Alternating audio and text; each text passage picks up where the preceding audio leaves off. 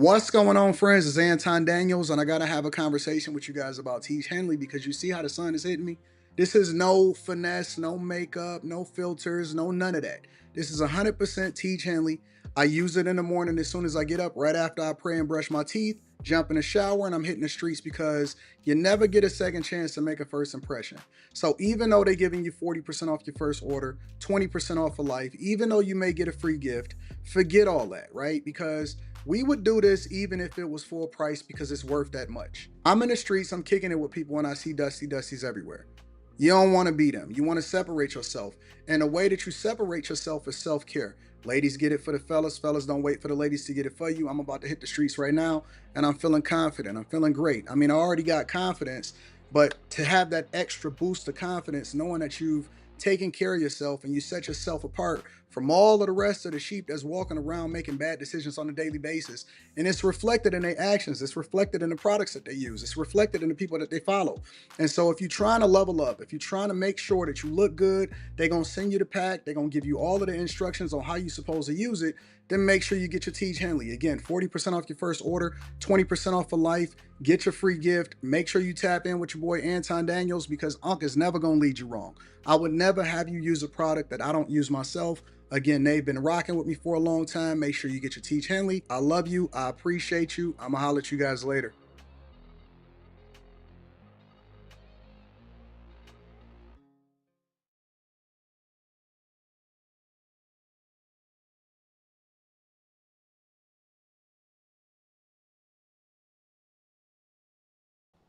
What's going on is Anton from AntonDaniels.com. I appreciate you guys for continuing to rock with me. Thank you for tuning in for another edition of the Millionaire Morning Show. I am your host, Anton Daniels, and it is Thursday, October 31st, 2024, year of our Lord. Got another opportunity to do the great things. What up, what up, what up, what up, what up, what up to all of my friends and family. I see y'all in the building, getting it in. I had a very, very, very interesting and insightful day yesterday, or shall I say evening. For me, it was new and engaging. Shout out to my dog, Mr. Lot. Shout out to Mr. Lot, because I was having a conversation with him yesterday. And then we was like, yo, Red Wings game is the move. Because we was talking on the phone. Shout out to Mr. Lot. I'm not sure if you're in the chat right now. But we was talking on the phone, and we was just talking about how trash the Pistons is and the culture of the city, because he recently moved from way out in the suburbanville with all of the soccer moms.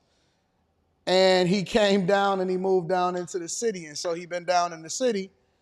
And everything has been great, right? And so I was talking to him, and I'm like, man, the Red Wings game might be the move. That might be the move. And then spirit of moment, wind up hitting the Red Wings game. And so it was a great experience. And even though I didn't see a whole lot of black people there, I'm going to just tell you that representation is way overrated. Representation is way overrated. It was cheaper. It was better. Rita decided that she wanted to tag along, so that was an interesting thing. But it was dope. I ran into a couple of people that I knew, and I even ran into my old Pistons rep that no longer works for the organization. And she was like, Anton, we here. And I'm like, oh, okay, cool. So she texts me, whatever. But yeah, it was a great experience because I had never been to a hockey game before. Never been to a hockey game before, and so I always like to do things that I've never done when an opportunity presents itself. And it was fun. It was a great experience. The tickets was way cheaper.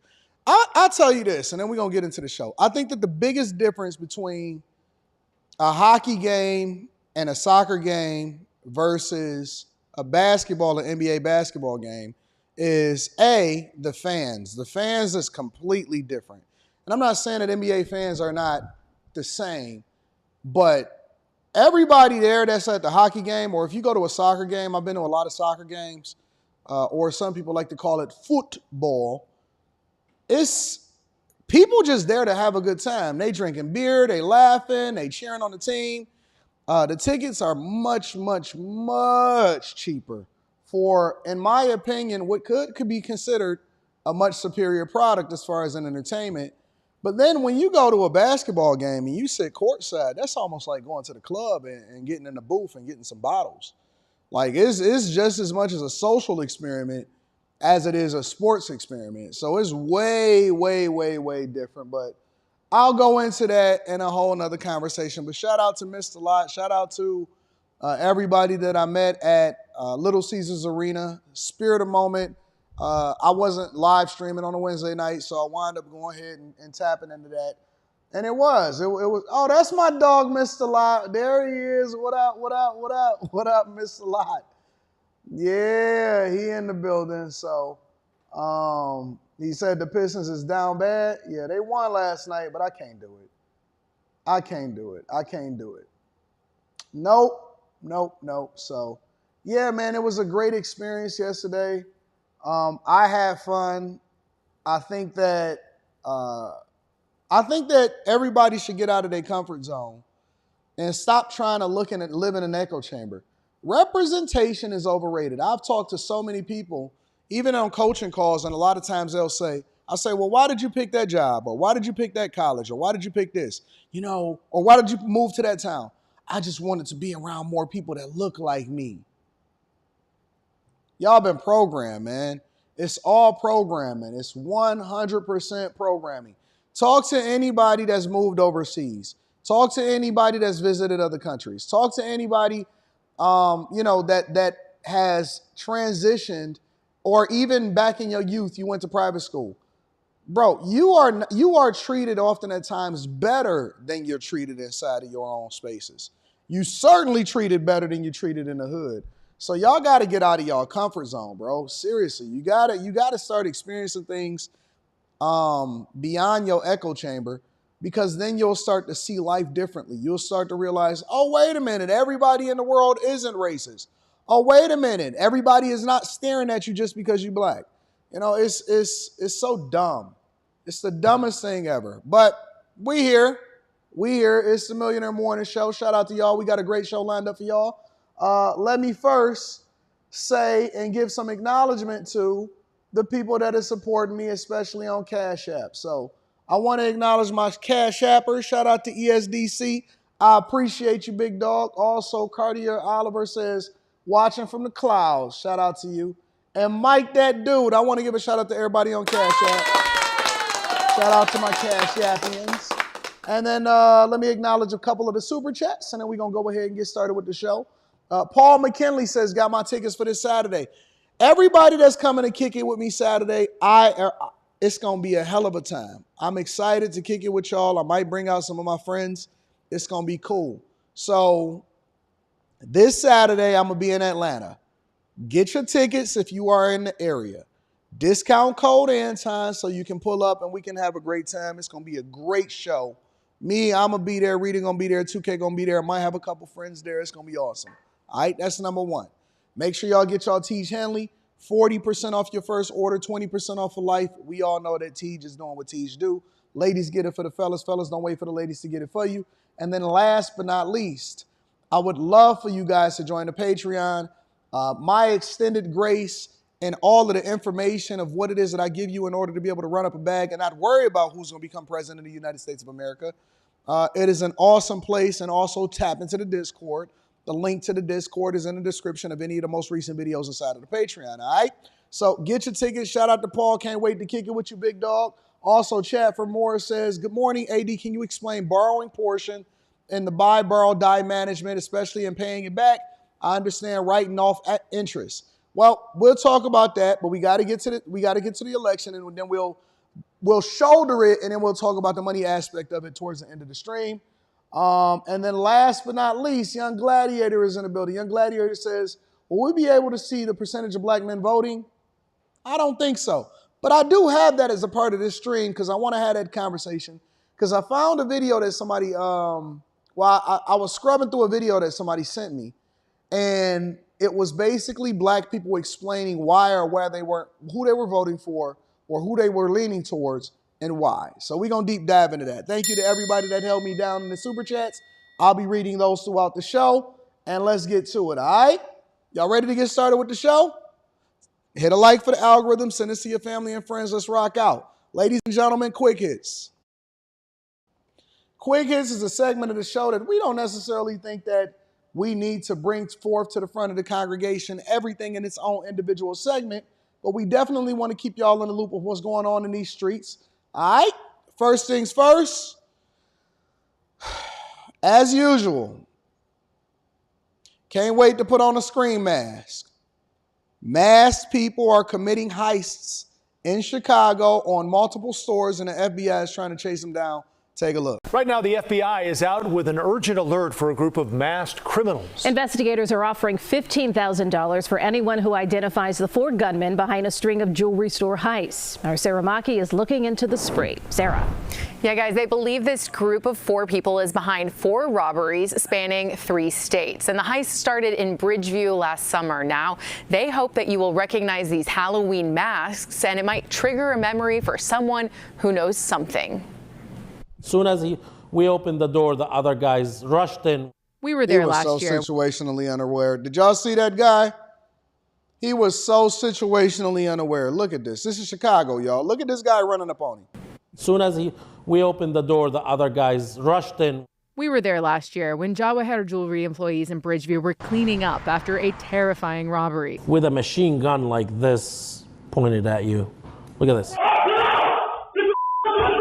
Showing us the way armed robbers came in, guns pointed, grabbing as much gold jewelry as they could over 4 minutes. They got me today, they're gonna get somebody else tomorrow, and they need to be stopped. Yep, this is them. And FBI agents say the thieves have continued. The suspects used the same car, a white Kia Sorento with different stolen plates, for another Bridgeview jewelry store robbery, January 9th this year. Then that same crew is believed to be behind an August 7th robbery in Dearborn, Michigan. And just last month, September 14th, at a store near St. Louis, Missouri. This isn't something where they're just coming off the street and it's some random event. This is a lot of thought process that went behind this, so it's clearly disturbing to see that. FBI investigators say these suspects often use the same distinctive Halloween masks, one for a Slenderman-style costume, another sometimes called the Uncle Bobby mask. One product description online saying, "You'll certainly be unrecognizable." But investigators now hoping someone recognizes something from these videos to end the dangerous spree. One was armed with an AR-style rifle, using it to gain compliance with the victims. One of them actually passed out from fear during this event. They had the finger on the trigger the entire time, so I just really want to emphasize how dangerous these guys are. Be careful, y'all. It's more dangerous than ever to actually even open up a small business. While we're talking about small business loans, we also need to talk about small business protection, all right? In addition to that, Tiffany Henyard, I don't really want to do whole segments on her, so we just going to add it in the quick hits, but she's talking about giving $2.2 million in 100% tax refund proposals in a city that's basically underwater and swimming in red, while also talking about it when it comes to the county, right? Because she got 2 jobs. She's a mayor and she's over the county. As crazy as that sounds. Check it out. Or she's battling did get some business done. Look at how many people are in the community meetings. Before we even get to it, look at how many people are attending the budget proposals, paying the bills, and all of that stuff. 1, 2, 3, 4, 5, 6, 7, 8, 9, 10, 11, 12. It looks like about 13 people. 13 actual citizens of that county or 13 actual citizens within their city. 13 people. That's what I count. You know why everybody was so outraged when we was covering Tiffany Henyard and it first started coming out what was going on inside of Dolton and wherever the county is, Thornton Township, whatever. Is because we was covering it. And so we put the battery inside of their back to get involved on what's going on inside of Thornton Township and Dolton, Illinois. Now, look, 13 people. You want to know why I don't care what happens inside of these Democratic strongholds that's basically going down the drain? Because you don't care. Why would I care more about what's going on in your township than you care? I wouldn't be surprised if she actually won re-election when it's up. WGN's Jenna Barnes in South Holland tonight, joining us with more. Jenna? Yeah, Ray and Micah, tonight was a special board meeting because business has not gotten done at 2 previous meetings. So that's some progress there. But this meeting was not without its fair share of tension. That started with Supervisor Henyard not allowing one of the trustees to call into the meeting by phone. And it ended with another trustee. And then one of the trustees is trying to call in remotely on the phone. Jesus Christ. Walking out. No one, and I repeat, no one can run circles around me when it comes to public service. Another showdown in Thornton Township. Look how many people after there. The 2 present trustees and Supervisor Tiffany Henyard agreed to pay township bills and cover employees' insurance. Trustee Chris Gonzalez moved to cut the meeting short. I'd like to make the motion to adjourn the meeting. We here to handle the business, not let the business handle us. That's what we are elected to do, sir. So please, let's continue. Gonzalez left. That meant for the 3rd time in a row, there was no quorum. The meeting was over minutes after it started. The business got done. The bills are paid. The employees will have their insurance. The next items on the agenda included employee bonuses and a 100% tax refund for all homeowners. We're giving away $2.2 million to the residents of Thornton Township. Plans Gonzalez says Henyard has shared little about, and that's why he walked out. Not word one, you know, it says 100%, well, 100% of one, 100% to who? I mean, that could be a lot of different things. What's the administrative costs? When's it going to start? When's it going to end? You know, just literally nothing. As Henyard battles her board, she's also fighting eviction. She and her boyfriend are accused of not paying rent. Her landlord confirming to WGN News these papers served to Henyard at the start of this meeting are eviction summons and complaints. She told WGN Investigates last week she can't afford for Henyard not to pay. I think that in her mind, she feels like she's untouchable. This ain't nothing but a clown show. You know, as a person that's witnessed the downfall of a city and then the rise of a city and living in Detroit myself, I am very, very much amused. This is it's sad, but you can't stop watching. You know what I'm saying? It's like you can't turn your head away from the disaster that you're witnessing. And you see the car crash coming and you're like, ooh, and you can't really turn away from it, so we just gonna be entertained by it. It's so dumb. It's so unfortunate. But that's what's happening over there in Thornton Township. And then last but not least, Chase. Chase said all of that money that y'all was scamming and all of the people that was going off and using that dumb TikTok move, we coming for you. This morning, a lesson from JP Morgan Chase. Hold on. Wait. Why? I don't like it when the audio is off like that. You know what I'm saying? Like when it only comes to one speaker, that aggravates me.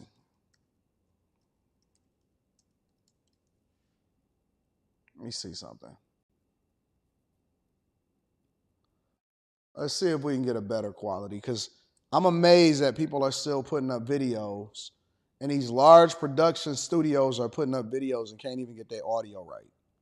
We've got an update on a viral TikTok trend that's getting some people in big trouble with a big bank. JP Morgan Chase is actually suing customers who allegedly stole thousands of dollars by taking advantage of a technical glitch, allowing them to withdraw funds before a check bounced. Yeah, on Monday, the bank started filing those lawsuits in at least 3 federal courts, taking aim at those who withdrew. Look at it.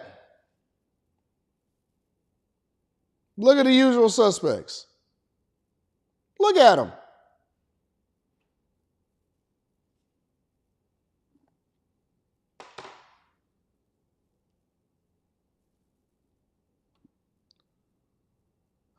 We got rappers telling on themselves, killing their ops.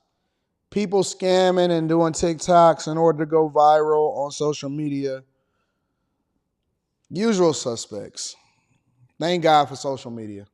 The highest amounts In what was called on places like TikTok, as you can see here, the infinite money glitch. It blew up over the summer. NBC News business and data correspondent Brian Chung joins us now with more. All right, so infinite money sounds like maybe something out of a movie. Explain to us how this works. Yeah, like Ocean's 11 or something, right? But really what we're talking about here is nothing fancy. This is just traditional and classic check fraud. So basically what a customer would do in a scheme like this is deposit a check for, let's say, $300,000 that doesn't actually exist. But before the bank realizes that that money doesn't exist, they try to withdraw money. So that's what they were doing with Chase. And this was catching a lot of attention on social media in August. Now, the reason why I'm explaining to you exactly how to do this check fraud is because they closed the loophole, so you can't do this anymore. But regardless, Chase now trying to get some of that money back. I think hearing you say the words check fraud when we started using words like that or criminal behavior, it was like shocking to people because they're like, what? I saw it on TikTok. It's this TikTok trend. How did that fuel this? Yeah, well, I mean, that's what makes this so novel is that, I mean, check fraud is as old as checks themselves, which are really old, but it was really TikToks like this where people are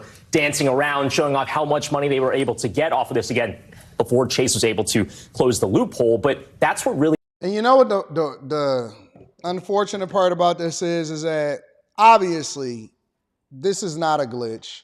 I've known about the ability to be able to withdraw money before it's available. And it was a convenience feature. It's not that it was a loophole that needed to be closed. It's not that it was ever a glitch. It was a convenience for customers, for banking customers. And what happens is it made monies available once you mobilely deposited a check, or if you deposited a check after banking hours, it allowed for you to have access to your money while, you know, things are supposed to be processing during normal business hours. And it goes through it goes through it. So it was a convenience that was for the customers.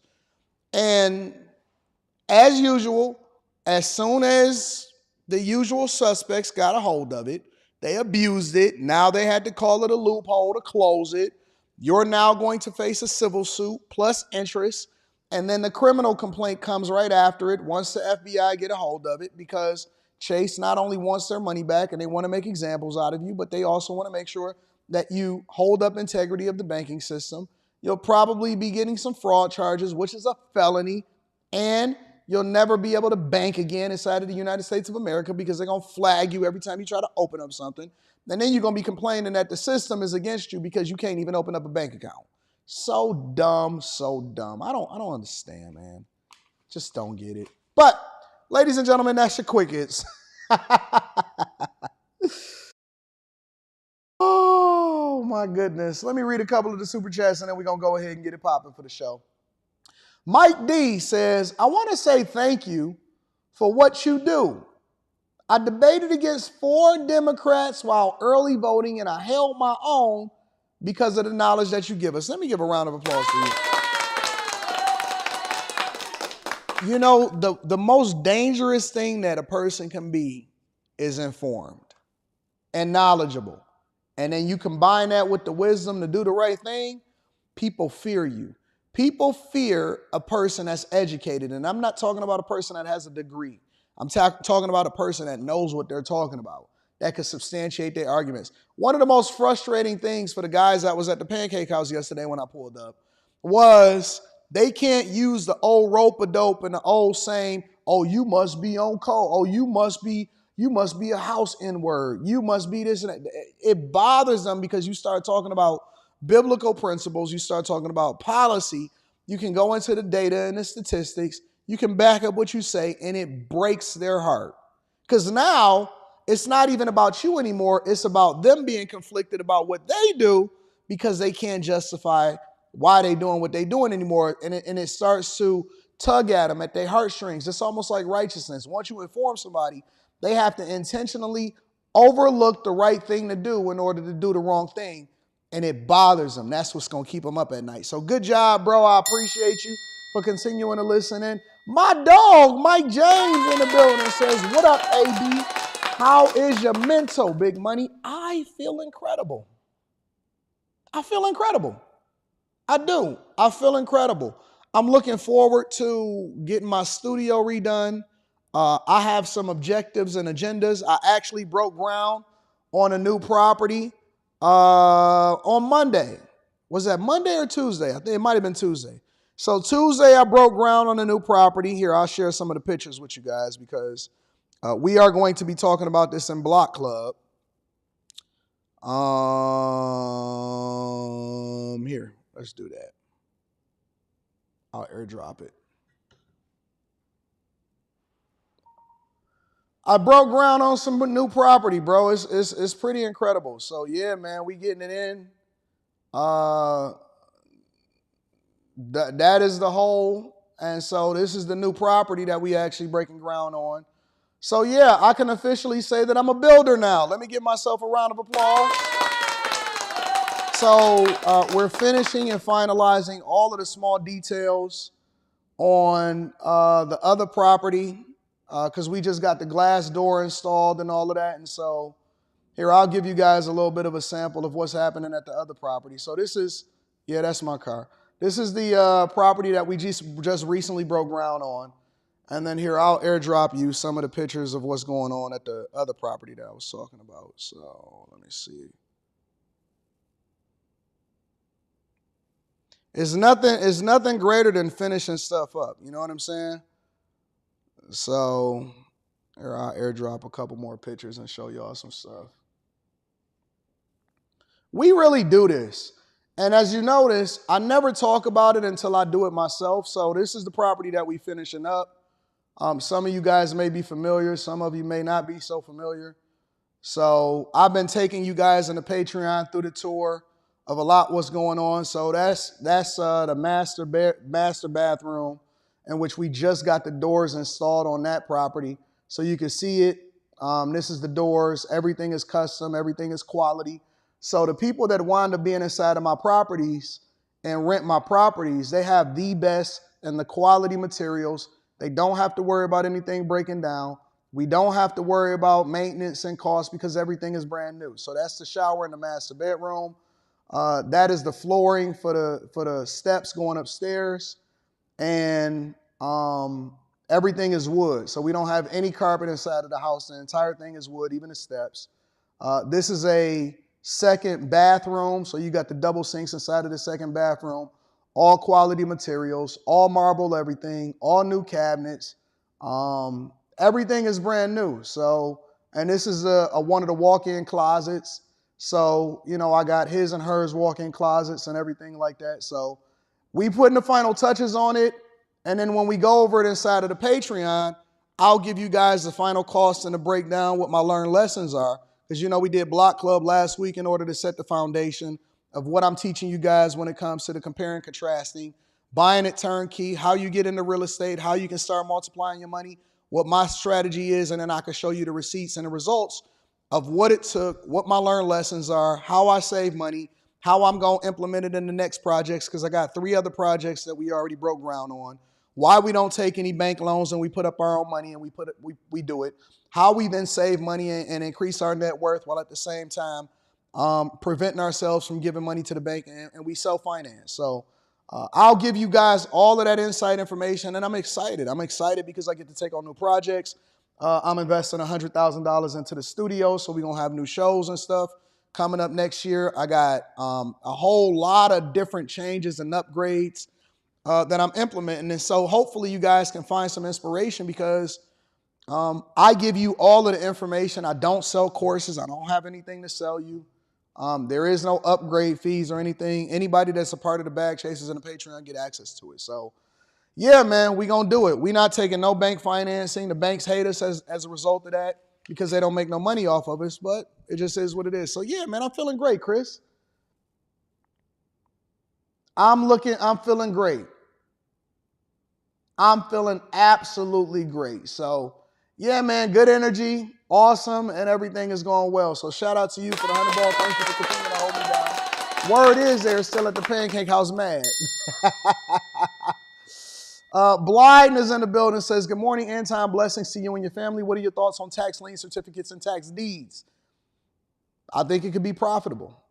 I think it could be absolutely profitable. A lot of times I know people that go in and pay off the property taxes and then hope that the people don't come in and pay it off themselves, which then the deed goes into them. I know people that do it And mobile homes a lot of times. There's a lot of people that do it on mobile homes, and they're real profitable with regard to that. So yeah, it could be absolutely awesome. So I'm gonna go over all of that inside of Block Club, inside of the Patreon. If y'all not a part of the Patreon, actually wait till tomorrow.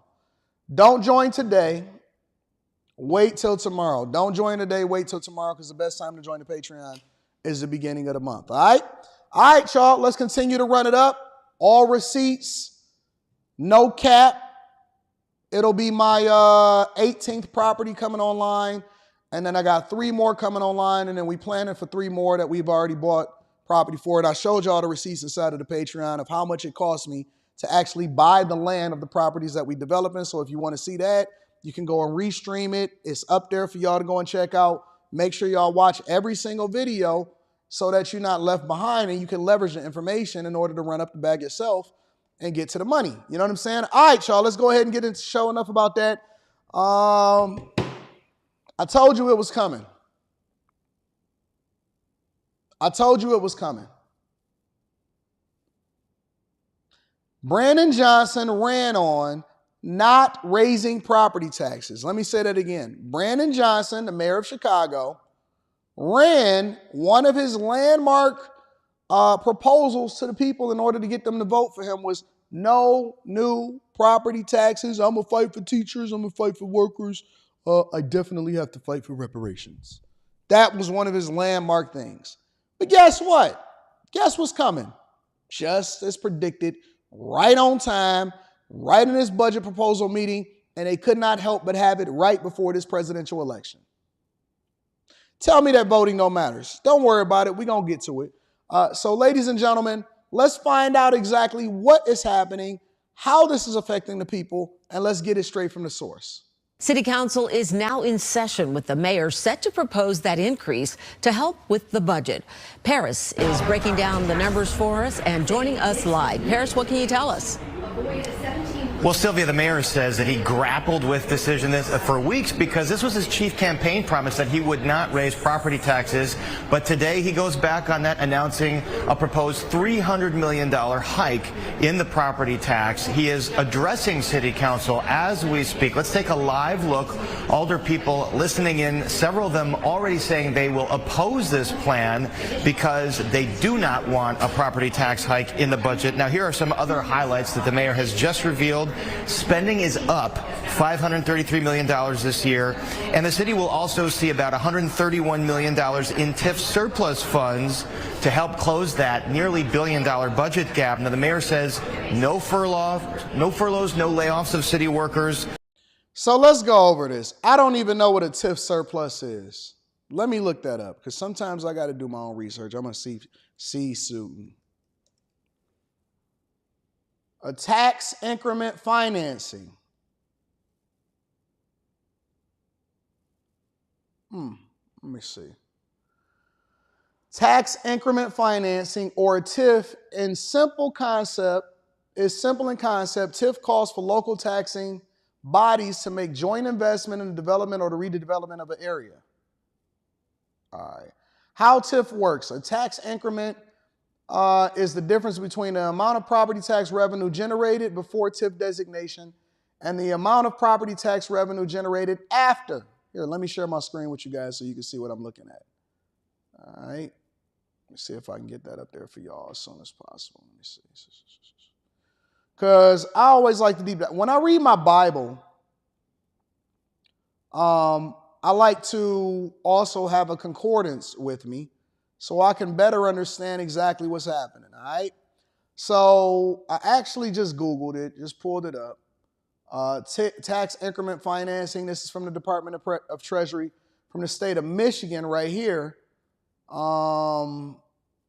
But I don't care about that. I actually want to understand what a TIF is.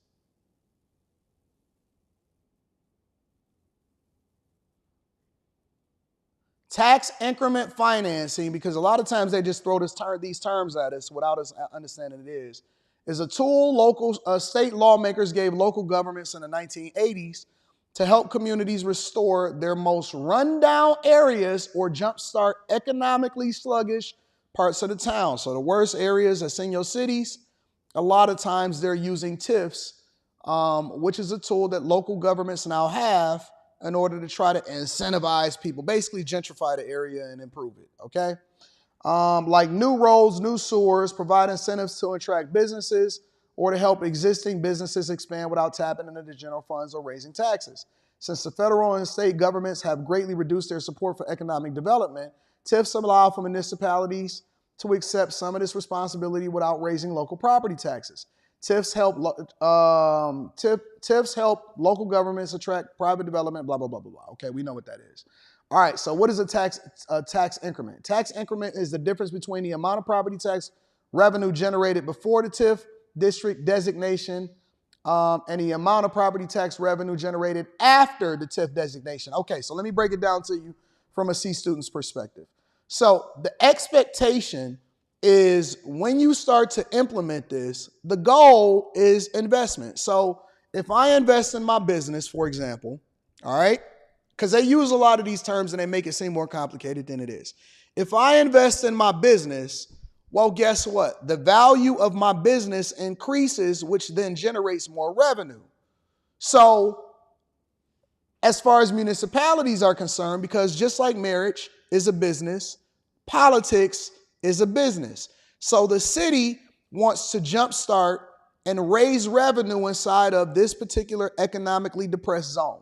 So what they'll do is they'll have investment into it, expecting for property taxes to go up, expecting for businesses to then invest in there, to expect more employees and payroll to increase. So they're investing in this area, hoping that it then spins off more money. And so a tax increment is the difference between what you had and what you're going to make, considering the investment in that particular area. Let me break it down for you a little bit more simply, right? I'm going to buy this laptop, or I'm going to buy this iPad, or I'm going to buy this camera with the expectation that the camera is going to make me more money. It's an investment. I'm going to invest in this house, or I'm going to bulldoze this area and then incentivize property developers to come in and make money by increasing the tax revenues, because as long as it's sitting there depressed, what's the point of having it? It's similar to the record labels when they talk about owning your masters. Well, if your masters is not valuable or you don't know what to do with it, what's the point of owning it when you're making 100% of nothing? Ownership means nothing if you're making no money as a result of it. If cities then have these depressed areas on the tax rolls, what's the point of owning the land if it's not actually generating revenue for the city itself, which would then inspire them to actually invest in the infrastructure, the sewer system, the roads, all of that. So it has to, when people come to you and they say, well, you know, they let the hood do this or they let the hood do that, it benefits you nothing. It benefits the city nothing, absolutely nothing, to invest in an area that's going to continue to be depressed. They got to put the police over there in order to drive out the crime. You got to invest in the school system because families going to have to want to go there and then be able to put their kids inside of the school system, right? You got to invest in the roads and the infrastructure. To throw a bunch of money into something that doesn't pay off is a bad business decision, which they then have to justify the expenses from taking it from Peter in order to pay Paul. That's how they start to tax the rich, or they start to take resources from other communities that's actually productive, and then they throw it into the wind and they throw it at the wall and they say, we're going to put more economic development into this area. It's not beneficial for the city. And so that's what they're saying the $130 million in TIF surplus is, all right? $533 million in increased spending. I don't know what that is. We need to know the details. $300 million in property tax increases. That means that you guys, you already have been paying an egregious amount of property taxes. Now you really gonna get your head cracked in. Chicago already have some of the highest property taxes in the nation, but your property taxes is gonna go up. But what they're not telling you is that $533 million in increased spending a part of the migrant crisis? What are they spending it on? They're not spending it in investing in police. They're not spending it in investing in infrastructure. Y'all don't even own your own streets. The schools is absolutely in disarray. Half of the school board didn't quit. Let's continue. Proclaiming the city the most worst. Should I run for office? I might need to run for office. I might need to go city to city, state to state, fixing y'all cities. Maybe I'll even pretend to be a Democrat so y'all can elect me and then I'll implement my Republican values. worker-friendly city in America. Now, the mayor says if he didn't go with this property tax hike, he would have had to lay off 17% of the city workforce. That includes emergency personnel like police and fire. It comes, as we said, after he repeatedly promised that he was the only candidate in the race 2 years ago that would not raise property taxes, calling it, quote, a lazy solution. Now, the mayor says he is looking at other revenue options, but many would require state approval, and offered this explanation for why he went back on his promise. This is tough. It is. It is something that I grappled with for weeks and weeks. We didn't make this decision lightly. I directed my budget team to look at all the options at closing this budget gap. And when it came down to either mass layoffs, curbing vital city services, or an increase in property taxes, I would certainly much rather tax the rich. But I did have to make the choice to increase our property taxes. This guy is dumb. Dumber than a box of rocks.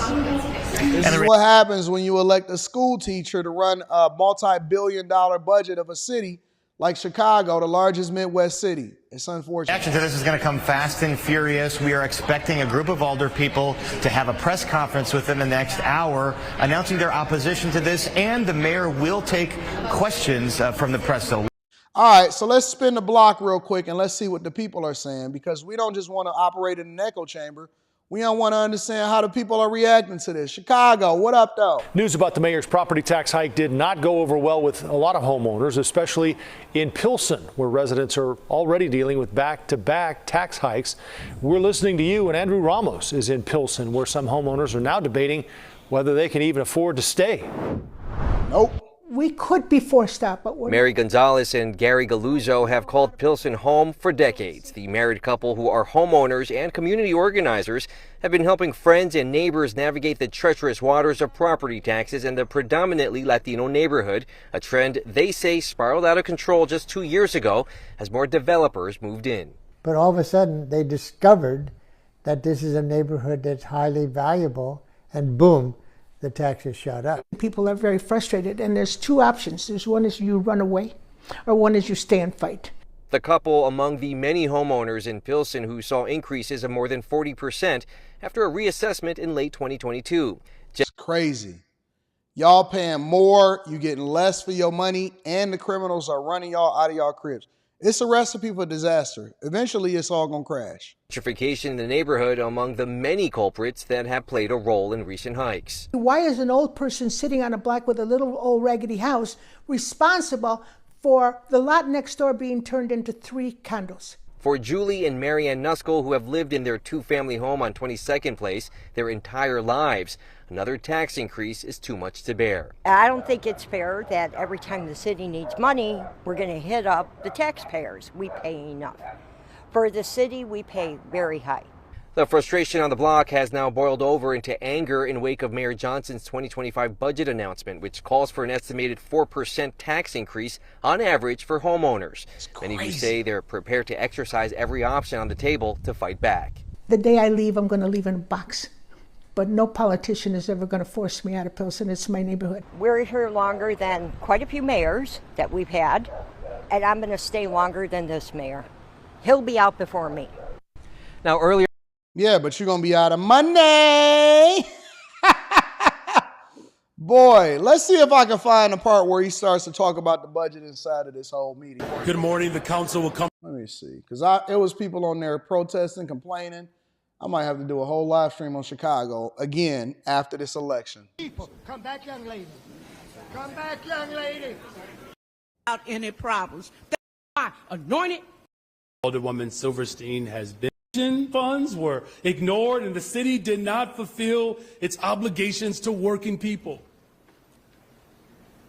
And the city deferred paying principal on its debt service year after year after year after year. These short-sighted decisions have had serious long-term consequences. What about the migrant crisis and becoming a sanctuary city? Don't worry, we'll get there. Let me give you an example of one of them. 10 years ago, our city pensions were projected to go bankrupt in this decade.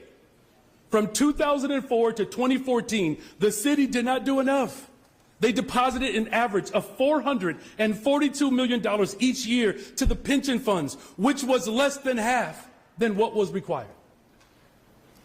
Because of that, we are now obligated to contribute $2.7 billion to the city's 4 pension funds, and we will contribute an additional $2.9 billion in the 2025 budget. When I ran for office, I promised to tell people the truth and that I would not support programs that we did not have funds for. And I'm going to stick like the police to that promise. We will pay the city's past and present bills, and we will not leave a legacy of unpaid bills to the next generation, so that by the time my daughter is 18 years old and she gets to finally vote for me in the next 8 years, I don't want her to...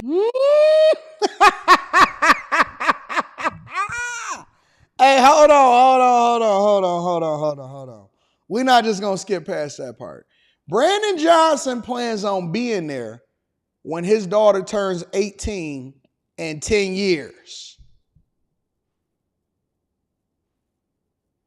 Or 8 years, however long it's going to take for her to turn 18. Brandon Johnson said, I'm going to be here. Migrant crisis, bankruptcy, higher property taxes, no police, removing shot spotter. He only been in office for a year. I don't even know if it's been 2 years. A year, 2 years, what? He done already ran this whole city into the ground. Not entirely his fault, but he's a continuation of the people that came before him in the Democratic Party. And he said, when my daughter get here and can vote for me,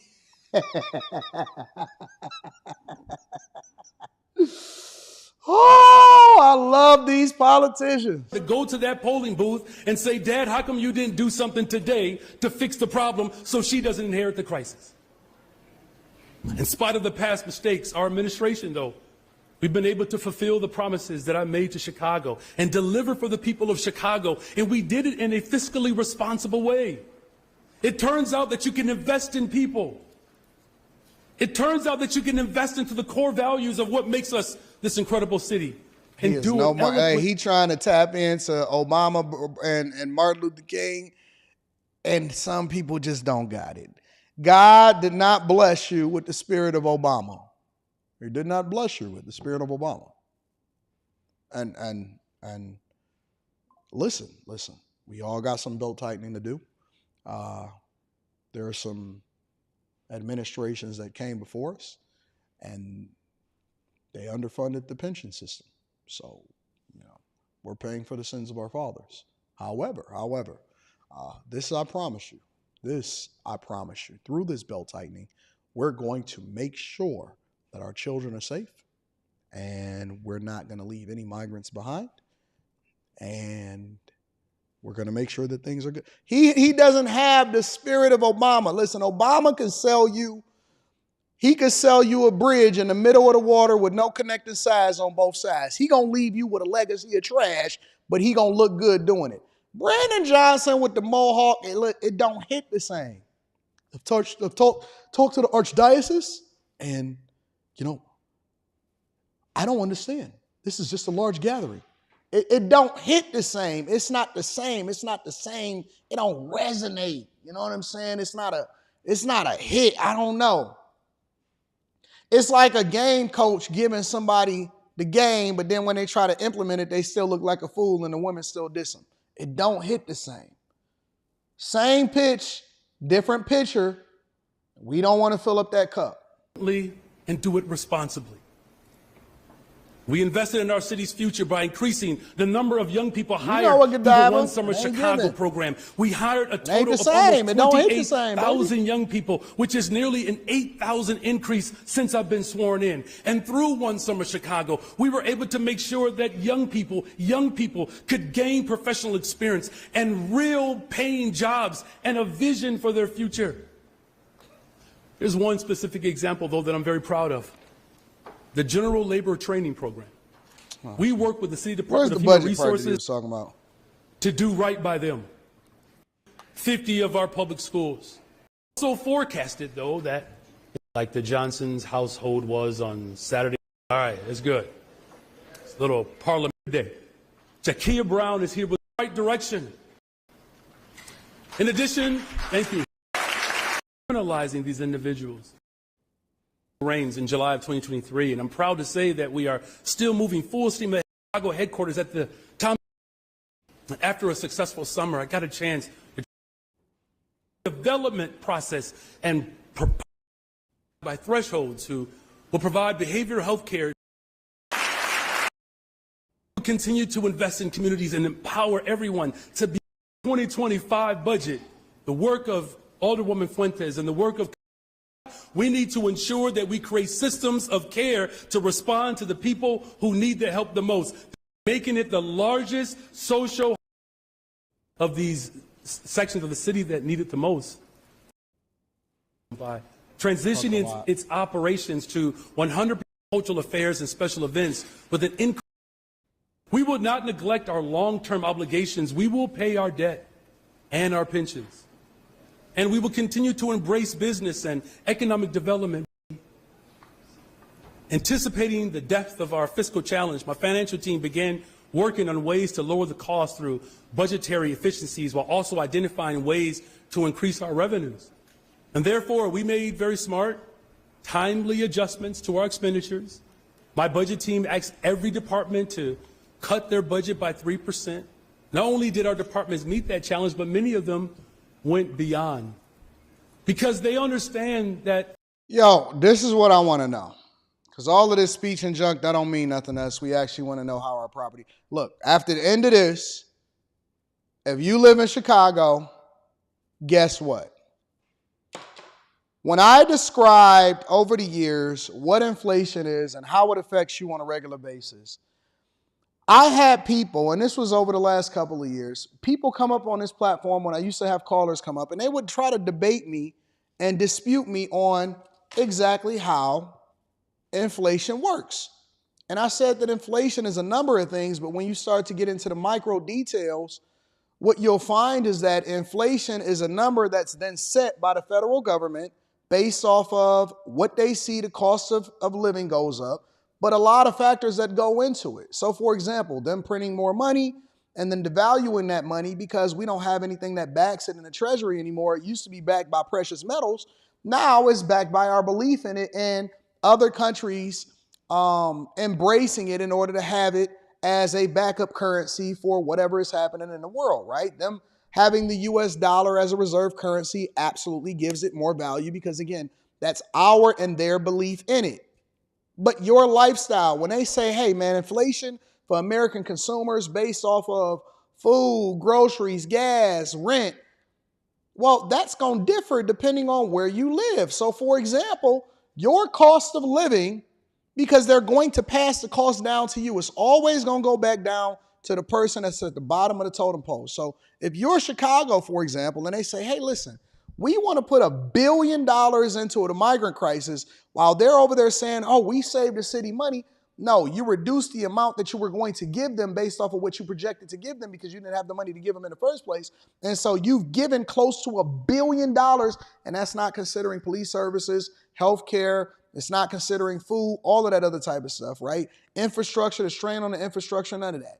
And so when we had migrants sleeping inside of the police station and the airport, and you couldn't even get through the airport without seeing a migrant that was sitting there saying, with no English, begging for some money, and then catching a bus into the city so they can cause havoc and terrorism upon the citizens, like the gang that came over there from Venezuela, your true cost of inflation is really based off of whatever it is you have to subject yourself to, such as what's happening in Chicago. So the people in Chicago, for example, they have to pay for the cost of the migrant crisis.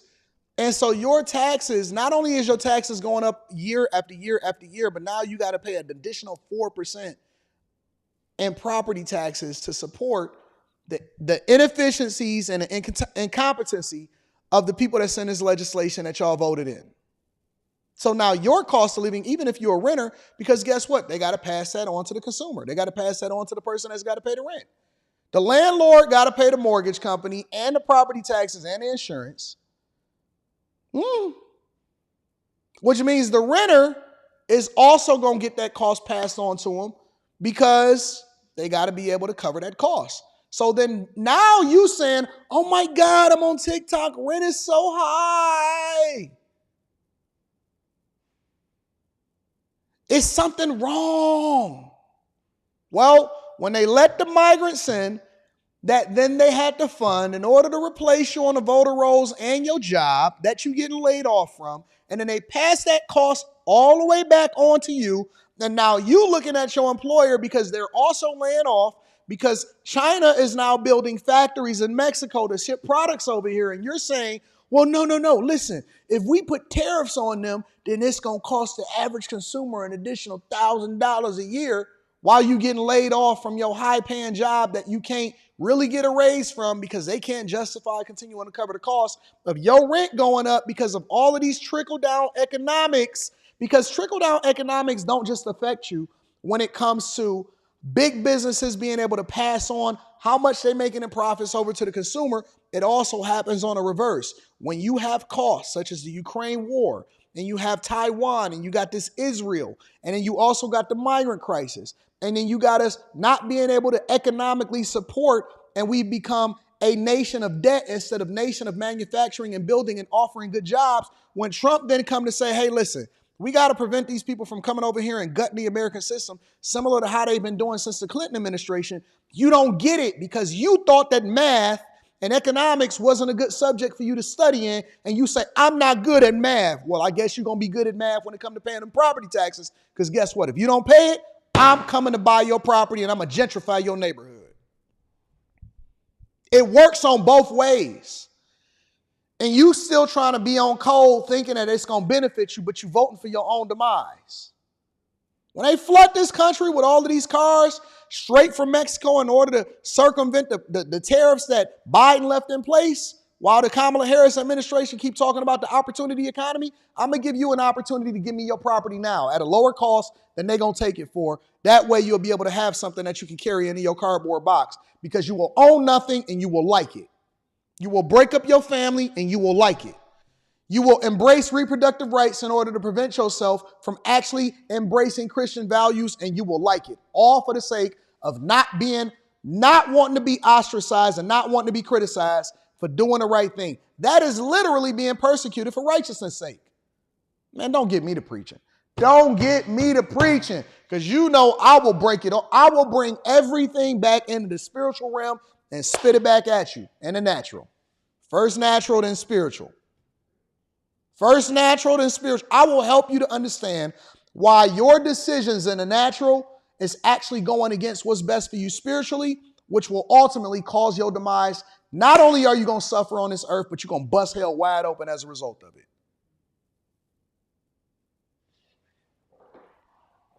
I'm feeling it today. I'm feeling it today. Don't tell me that it's not all integrated. How you think from a financial perspective and how you operate naturally don't translate into what it is that you're going to experience spiritually. And then you're going to blame the white man for it. You got a black man right here that got on the agenda and is telling you to get on code. At the same time, he's running you out of your home and you're not going to be able to afford it. And guess who's going to save you? Guess who's going to save you? You might as well get your cardboard box, move out to California where they got better weather right now, and get it, and go ahead and integrate yourself into the homeless system.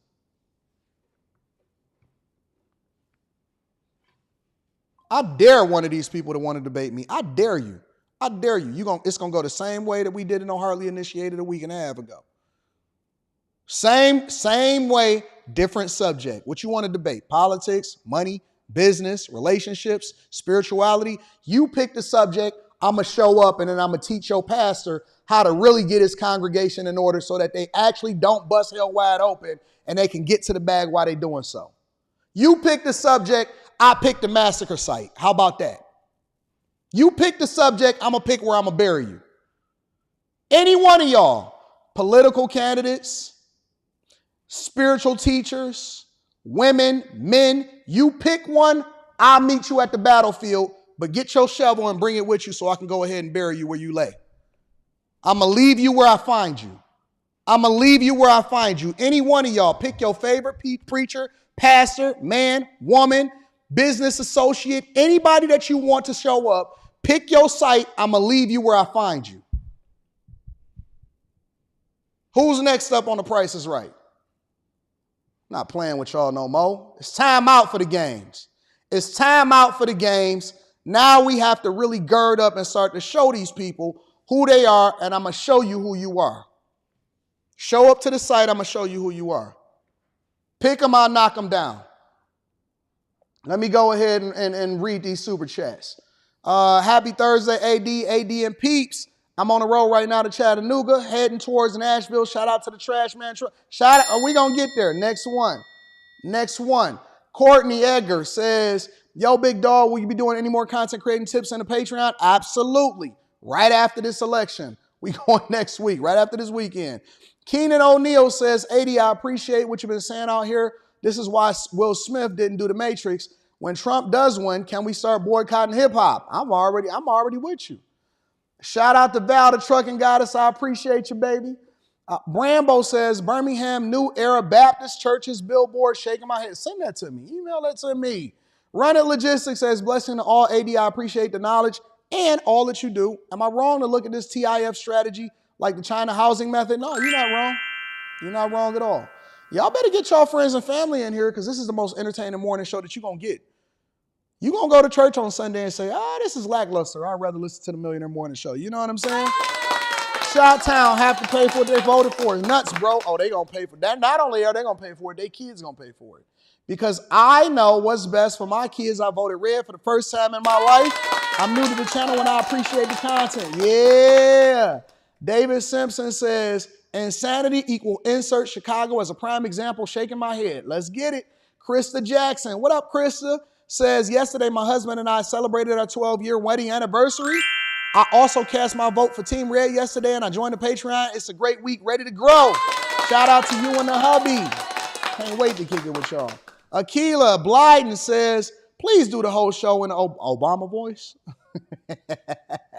Smoke on the Water says, AD, didn't you hear about Pastor Donnie Swaggart versus Black Church over voting for him? I didn't hear about it. Y'all got to send it to me. I don't know about it if y'all don't send it to me. I'll be in the bubble. I bet the hockey game. I'll be having a good time. Once I turn it off, if y'all don't send it to me, then I don't know about it. Y'all ready to continue on with the show? What up, our streets? What up to my friends, Azriel, Trini Life, Rasan, all of y'all. I love y'all. I appreciate y'all. Let's continue to rock out, all right? So, Biden. Did y'all forget Biden? Just a few months ago, y'all was talking about voting for Biden. Y'all remember that? I remember. Let me remind you. Y'all was saying that y'all was voting for Biden. Remember? Just a couple of months ago, you said, yep, I'm going Biden. Biden. That's what you said to me. And as he was trying to find his way back to the White House, even though it was this big old white building right after he got off the helicopter, and the Secret Service had to join hands in order to try to direct him the right way because they knew that the cameras was out there. And Kamala Harris and Nancy Pelosi kicked him off of his own campaign, and they changed the Democratic National Convention into a farewell tour for Biden. He's still out here. He still got a camera in front of his face. He's still president.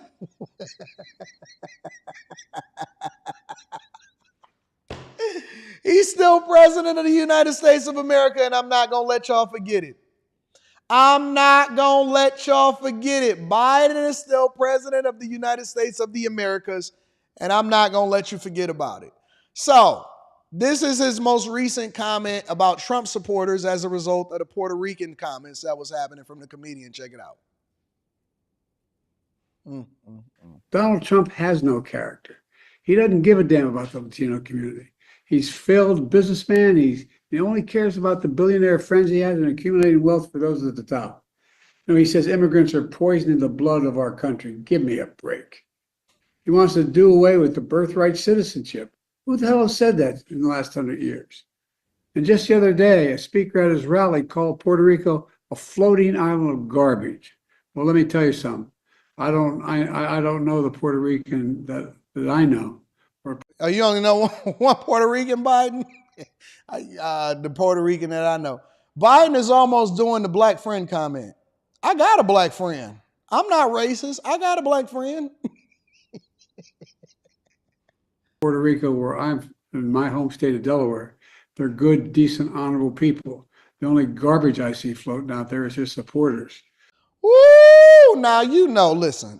You know that the people is going to pick up on that body end and they going to run with that. Let me get what he said again. Because he's talking about half the country, over 100 million people. Over 100 million people. I'm in my home state of Delaware. They're good, decent, honorable people. The only garbage I see floating out there is his supporters. So, the guy that said that he was the president for all is now saying that the only garbage that he sees out here is the people that support Trump. Not that we're making an informed decision for our family. Because see, listen, you could sit here and get mad at Trump for the fact that he had a comedian, and we all know that comedians is going to be off the cuff and they're going to do what they want to do when they want to do it. Dave Chappelle do it all the time. And so people had this fake outrage because they was looking for some straws to grasp because they know that it's going to be 100 million people that's voting for Trump, right? And so even though the Trump campaign denounced, hey, man, listen, we didn't know the comedian was going to get up there and do no crazy stuff like that. He know better than that. We in an election season. That's the last thing that we need right now. Even though he denied it, people grasp the straw. Well, you're getting it straight from the source. You get it straight from the horse's mouth. He told you that if you are a Trump supporter, you are garbage. How does this compare to if you don't vote for me, you're not black?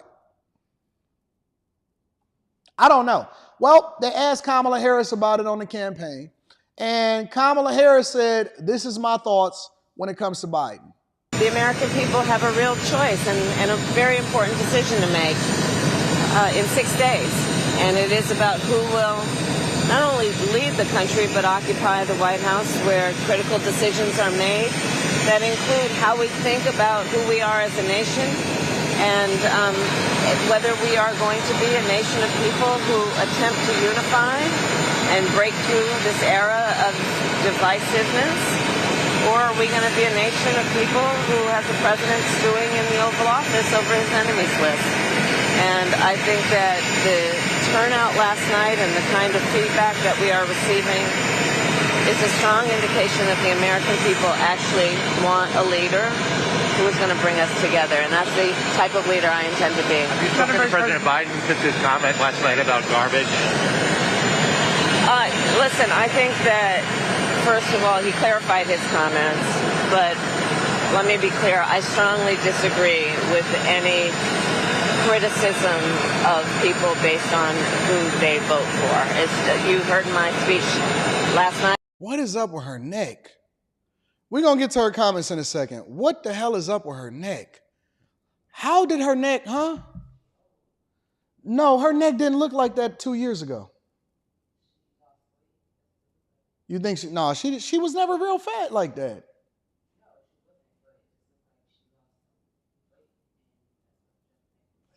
No. She got that Ozempic neck. No, but I don't think that she took Ozempic. She just got the same type of neck. Look like an elephant tusk. And I know that this is what happens when you get older, but how do you age in 90 days to where your neck started looking like an elephant? That is weird. This is why I don't think that women should even be thinking about taking up positions like men. Do y'all know how stressful it is? Do y'all see how bad a lot of these presidents age over the time that they're in office? That's not meant for a woman. That's not meant for women. Women should not be dealing with that nonsense. She was already stressed out because they was arguing in the White House in 2021. Biden, I said that I was going to take care of the migrant crisis. Kamala, you already messing up, okay? 92% turnover rate of her staff. They say she was hard to work with. Man, that's hard. That's hard. But let me get to her comments. I'm sorry. And continuously throughout my career, I believe that the work that I do is about representing all the people, whether they support me or not. And as President of the United States, I will be a president for all Americans, whether you vote for me or not. That is my responsibility, and that's the kind of work that I've done my entire career, and I take it very seriously. Have you spoken to him about the comments and the decision? He did call me last night, but this didn't come up. Are you concerned about what impact this may have on voters, on the divisiveness of the election, and whether or not it's going to dissuade some people from supporting you because of your affiliation with the president and this administration? I've been very clear with the American public. I respect the challenges that people face. I respect the fact that we all have so much more in common than what separates us. And oh, not that same speech. Listen, I think that she cleaned it up nicely. We would like to not get the same speech and the same talking points, but I think she cleaned it up a little nice. She said, listen, because she got hindsight, right? Biden is speaking off the cuff. I don't even think that he wanted to win, to be honest with you. But she's speaking in hindsight. So she's like, yo, no. Everybody, we got to be a president for everybody. Well, that's what she got to say in order to make sure that she speak on it. Well, Trump is in natural troll mode. And so he decided to get inside of a garbage truck to make sure that he represent for the people that they call trash and his supporters. Check it out. What on?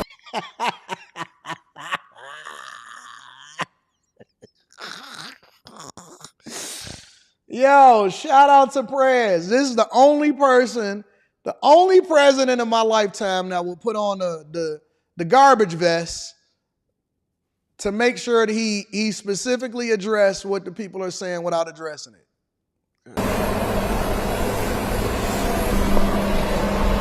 250 million people are not garbage. I can tell you who the real garbage is, but we won't say that.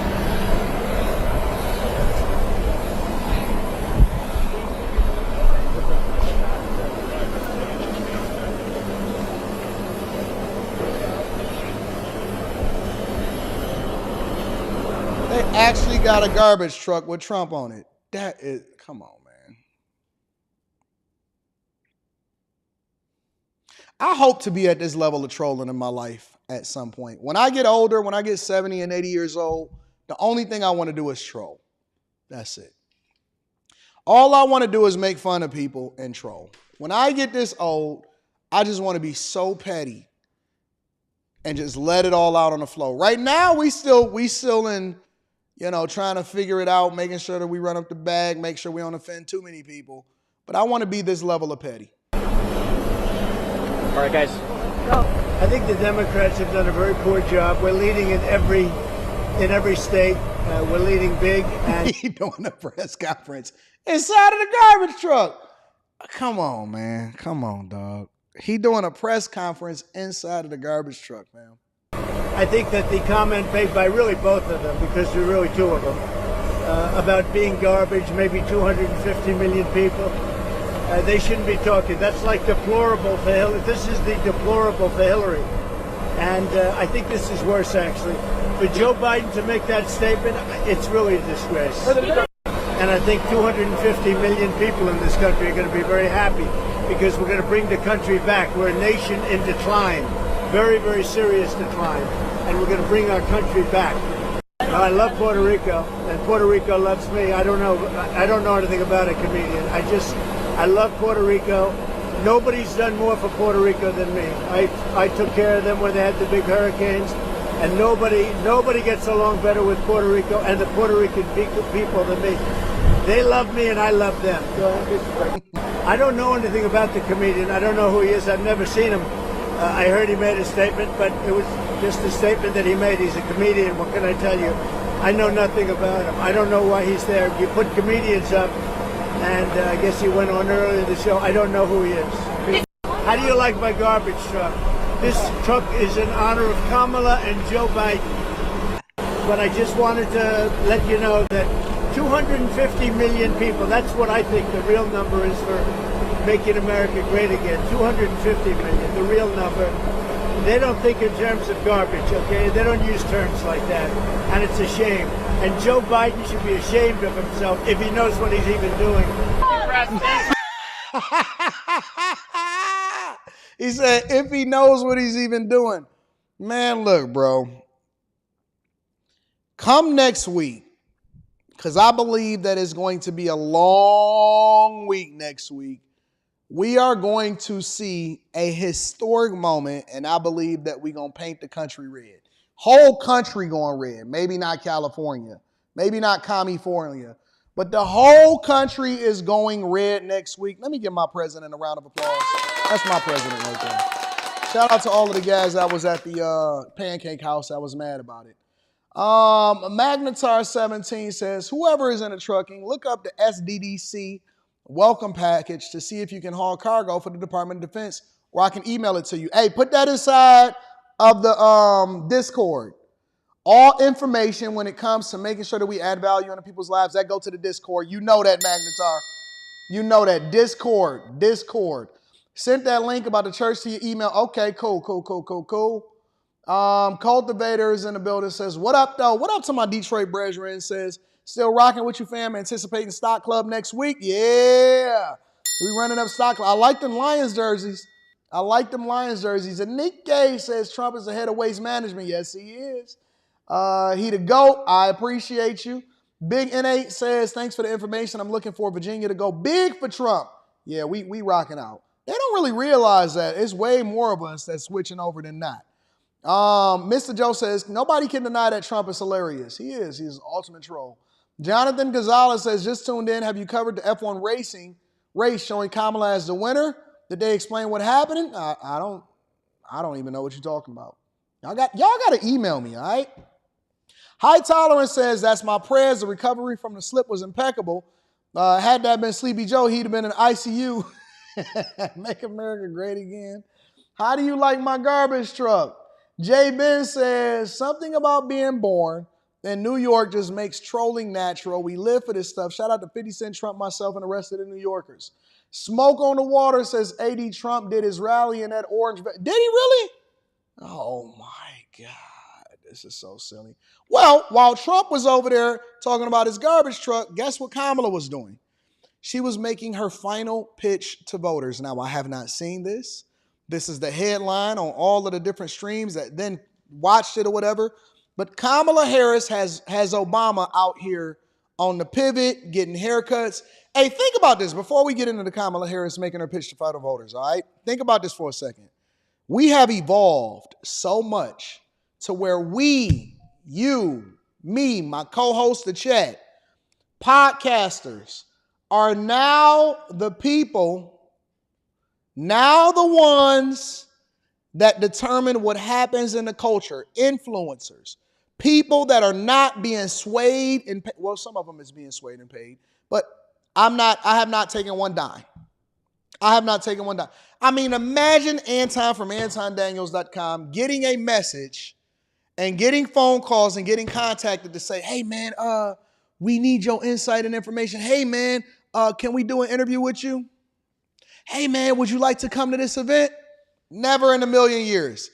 Never in a million years when I was walking down Green Lawn between Norfolk and Chippewa to head over to 7 Mile and catch the Hamilton bus to go to high school that I think that I would have access to get in the same room as presidents. Ain't that crazy to think about? But I largely also believe that the reason that this is not because I'm so awesome. I have worked my butt off. But I also believe it's because these news agencies and the culture have dropped the ball. They have opened the door for somebody to finally authentically speak their mind, unapologetically, and tell you exactly what's happening out in these streets, man.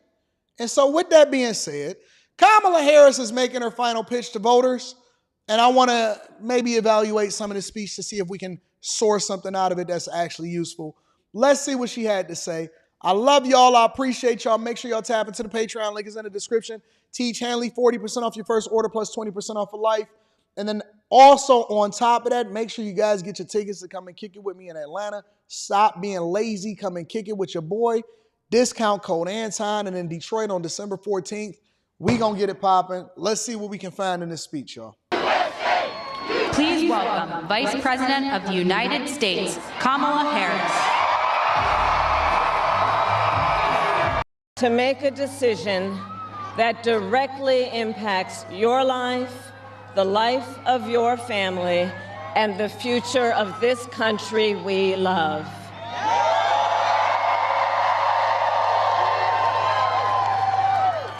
And it will probably be the most important vote you ever cast. And this election is more than just a choice between two parties and two different candidates. It is a choice about whether we have a country rooted in freedom for every American or ruled by chaos and division. I had to drum up that applause because that she just looked tired. She just looked tired. She genuinely looked tired. I'm tired for her. This is too much for women.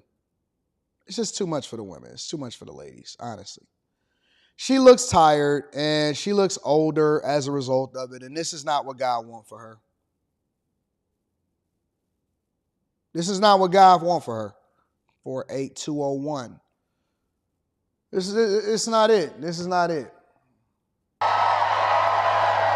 Many of you watching have probably already cast your ballots.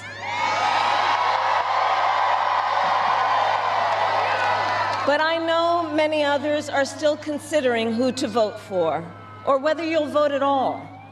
So tonight, I will speak to everyone about the choice and the stakes in this election. Look, we know who Donald Trump is. He is the person who stood at this very spot nearly 4 years ago and sent an armed mob to the United States Capitol. Fake news. Did not send an armed mob, but of course they're going to try to incite violence amongst you and try to get y'all with this battery in y'all back to feel some type of way. But let's see what else she got to say. Let's see if there's any real substance. Because the one thing that we knew for sure, and two things is for certain that we've learned in this election cycle, is that Kamala Harris and the Democrats cannot go 3 minutes without at some point promoting Trump. Kamala Harris and the Democrats cannot go 3 minutes in a speech or a conversation, Obama included, Michelle Obama, or Kamala Harris, or Biden, or AOC, or Nancy Pelosi. None of them can go 3 minutes in a speech or a conversation without at some point visiting and mentioning Trump. So, to overturn the will of the people in a free and that he knew he lost. 140 law enforcement officers. Donald Trump sat in the Washington. He was told by his staff what? Who is asking you to give him another 4 years in the Oval Office? Not to focus on your problems, but to focus on his. And Donald Trump has told us his priorities for a second term. He has an enemies list of people he intends to prosecute. He says that one of his highest priorities is to set free the violent extremists who insulted those law enforcement officers on January 6th. Donald Trump intends to use the United States military against American citizens.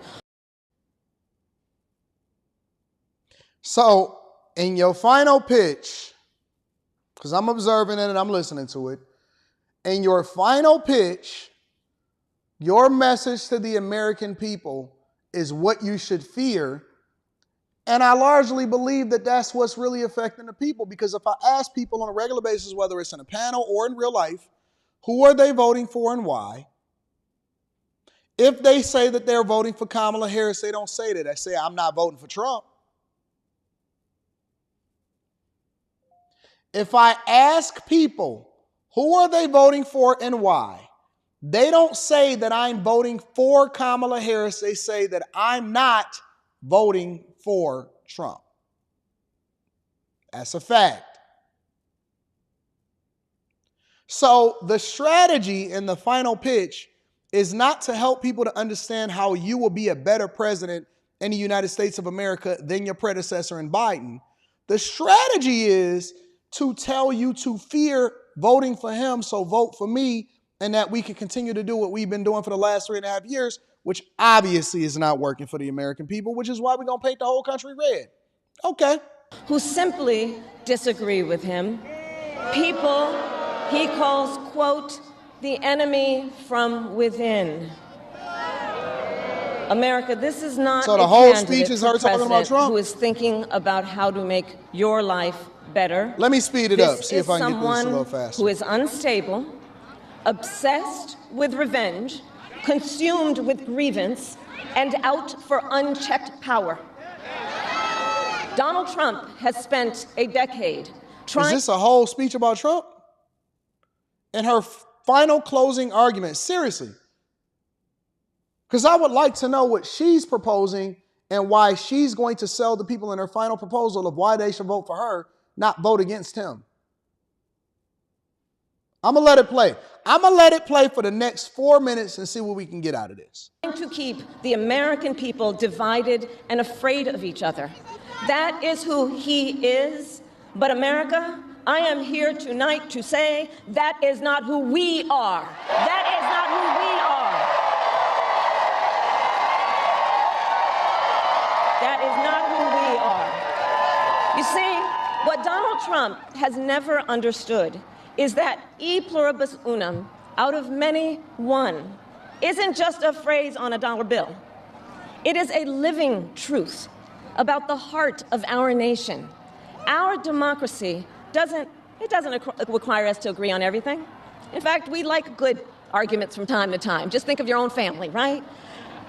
It's not the American way to not have disagreements. We don't shy away from robust debate. In fact, we like a good debate, don't we? We like a good debate. And the fact that someone disagrees with us does not make them the enemy within. That's right. They are family, neighbors, classmates, co-workers. They are fellow Americans. And as Americans, we rise and fall together. America, for too long, we have been consumed with too much division, chaos, and mutual distrust. And it can be easy then to forget a simple truth. It doesn't have to be this way. It doesn't have to be this way. It is time to stop pointing fingers. We have to stop pointing fingers and start locking arms. It is time to turn the page on the drama and the conflict, the fear and division. It is time for a new generation of leadership in America. I'm not inspired. And I am ready to offer that leadership as the next President of the United States of America. So she's never told us what makes her greater than Donald Trump. Now look, let me say, I recognize this has not been a typical campaign. Even though I've had the honor of serving as your vice president for the last 4 years, I know that many of you are still getting to know who I am. Well, let me tell you, I am someone who has spent most of my career outside of Washington, D.C., so I know that not all the good ideas come from here. I am not afraid of tough fights against bad actors and powerful interests, because for decades... Let me guess, she's prosecuted transnational gangs and fought on the behalf of the people in order to get billions back from the banks from the 2008 crisis and to stop the flow of fentanyl and gangs from invading our country. Is that what it is? As a prosecutor and a top law enforcement officer of our biggest state, I won fights against big banks that ripped off homeowners, against for-profit colleges that scammed veterans and students, against predators who abused women and children. And I wonder if she's going to hit us, and my only client has always been the people. And I never asked what party that you're affiliated with, but I only asked, are you okay? I wonder if she's going to hit us with that after she hit us with the transnational gangs and prosecuted the big banks. Cartels that trafficked in guns, drugs, and human beings. And I did this work because for as long as I can remember, I have always had an instinct to protect. There's something about people being treated unfairly or overlooked that frankly just gets to me. I don't like it. It's what my mother instilled in me, a drive to hold accountable those who use their wealth or power to take advantage of other people. The drive to protect hardworking Americans who aren't always seen or heard and deserve a voice. And I will tell you that is the kind of president I will be.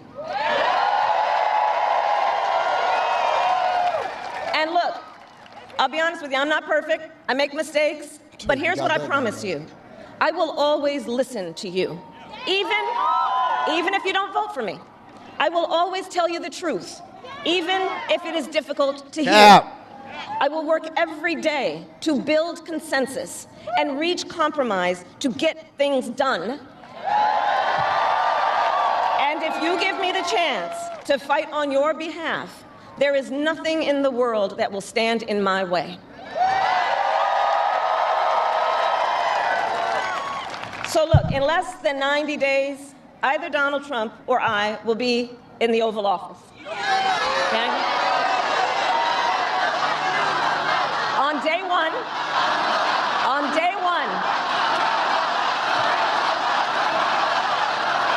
and on day one, if elected, Donald Trump would walk into that office with an enemies list. When elected, I will walk in with a to-do list. I'm trying to understand why she always mentions him. It's kind of annoying. Full of priorities of what I will get done for the American people. And I will work with everyone, Democrats, Republicans, and independents, to help Americans who are working hard and still struggling to get ahead. I have been honored to serve as Joe Biden's vice president. But I will bring my own experiences and ideas to the Oval Office. My presidency will be different because the challenges we face are different. Our top priority as a nation 4 years ago was to end the pandemic and rescue the economy. Now, our biggest challenge is to lower costs that were rising even before the pandemic and that are still too high. I get it. I still remember our mother sitting at that yellow Formica table, late at night, cup of tea in hand, a pile of bills in front of her, trying to make it all work. And I've heard from so many of you who are facing even greater financial pressures. Donald Trump's answer to you is the same as it was the last time. Another $1 trillion in tax cuts for billionaires and big corporations. And this time, he will pay for it with a 20% national sales tax on everything you buy that is imported. Think about it.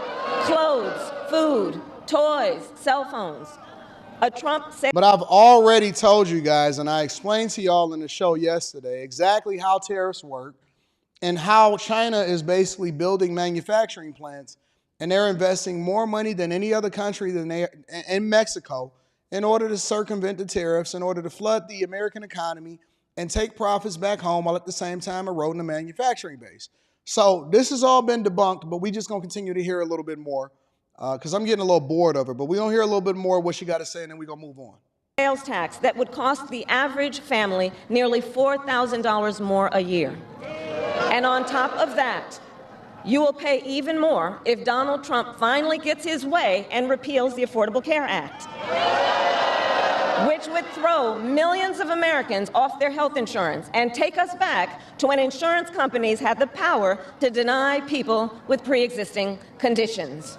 Well, we are not going back. We are not going back.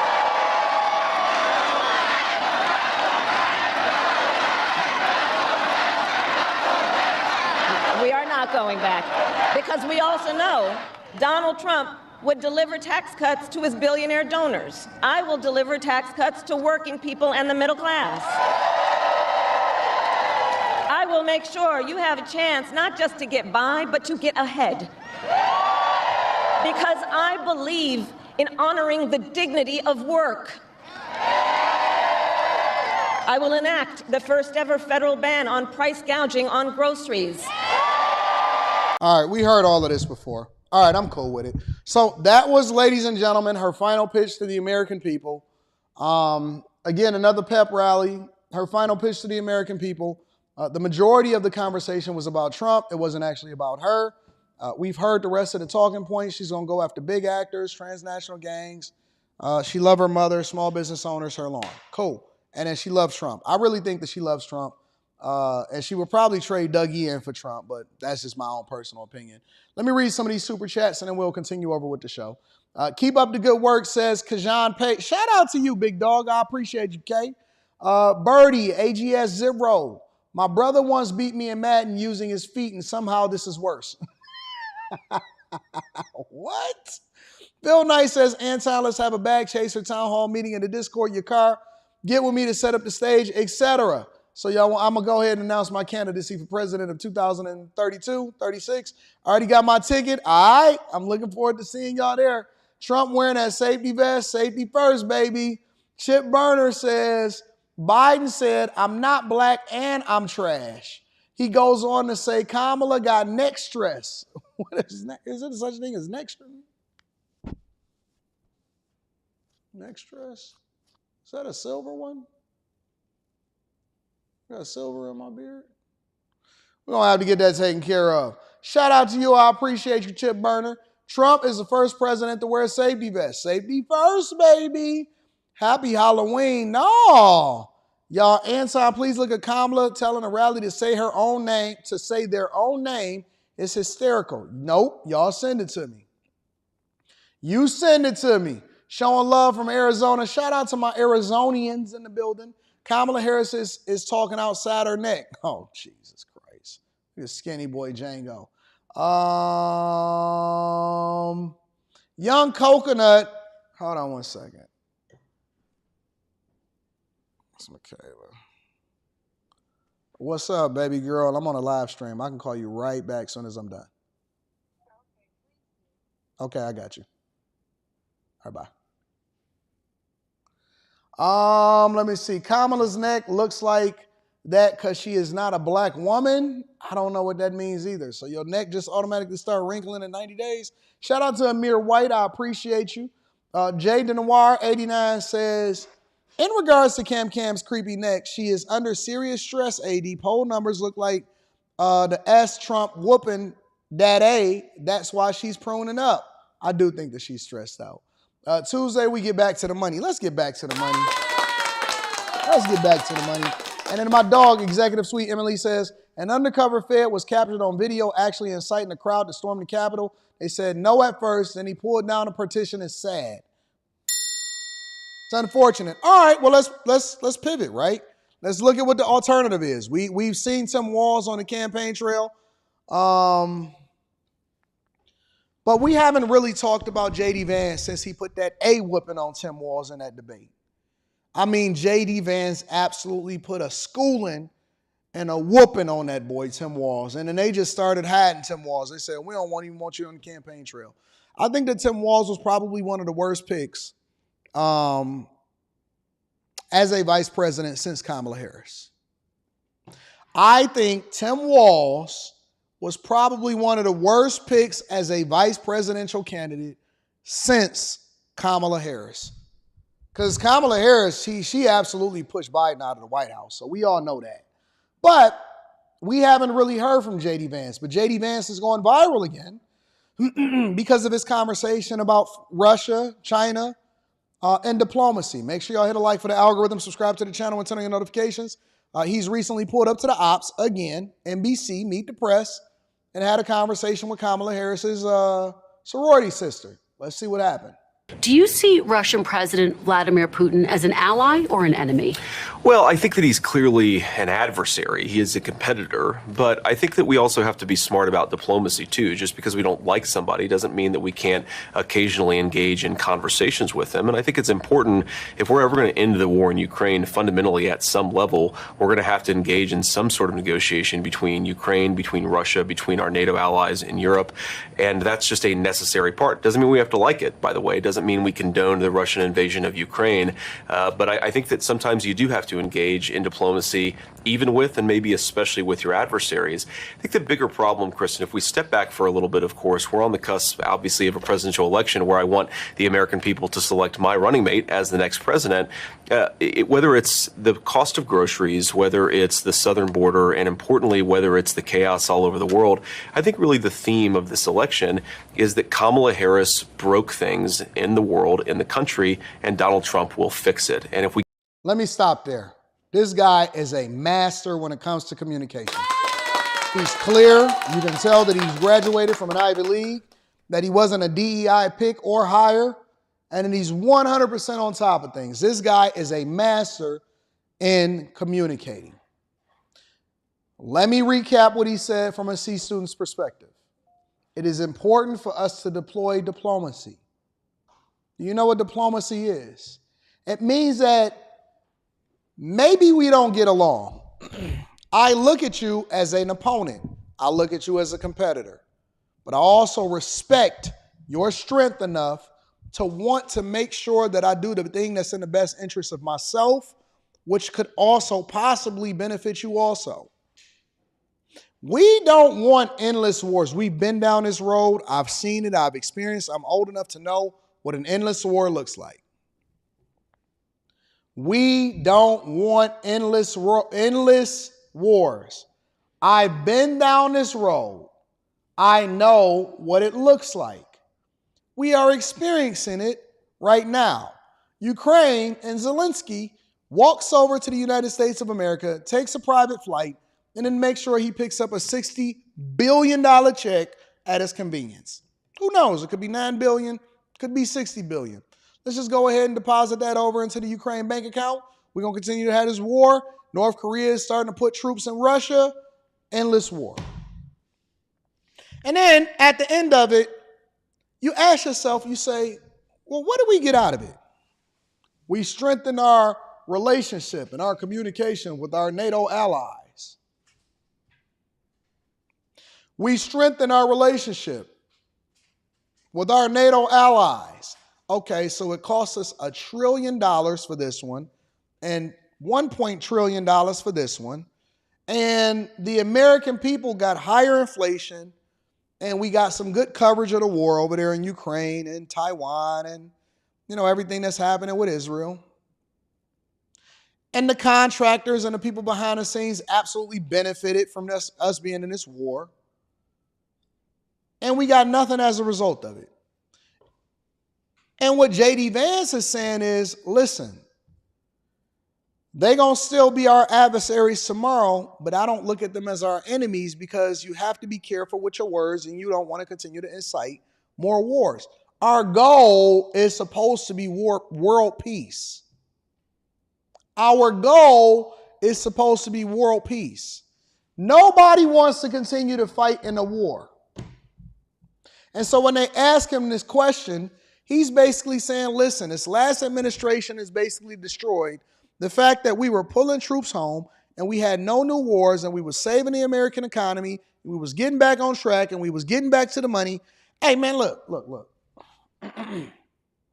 If y'all ever actually studied the downfall of every organization, whether it was the mob or if it was gangs or if it was drugs or if it was whatever, the downfall of most organizations usually come down to two things.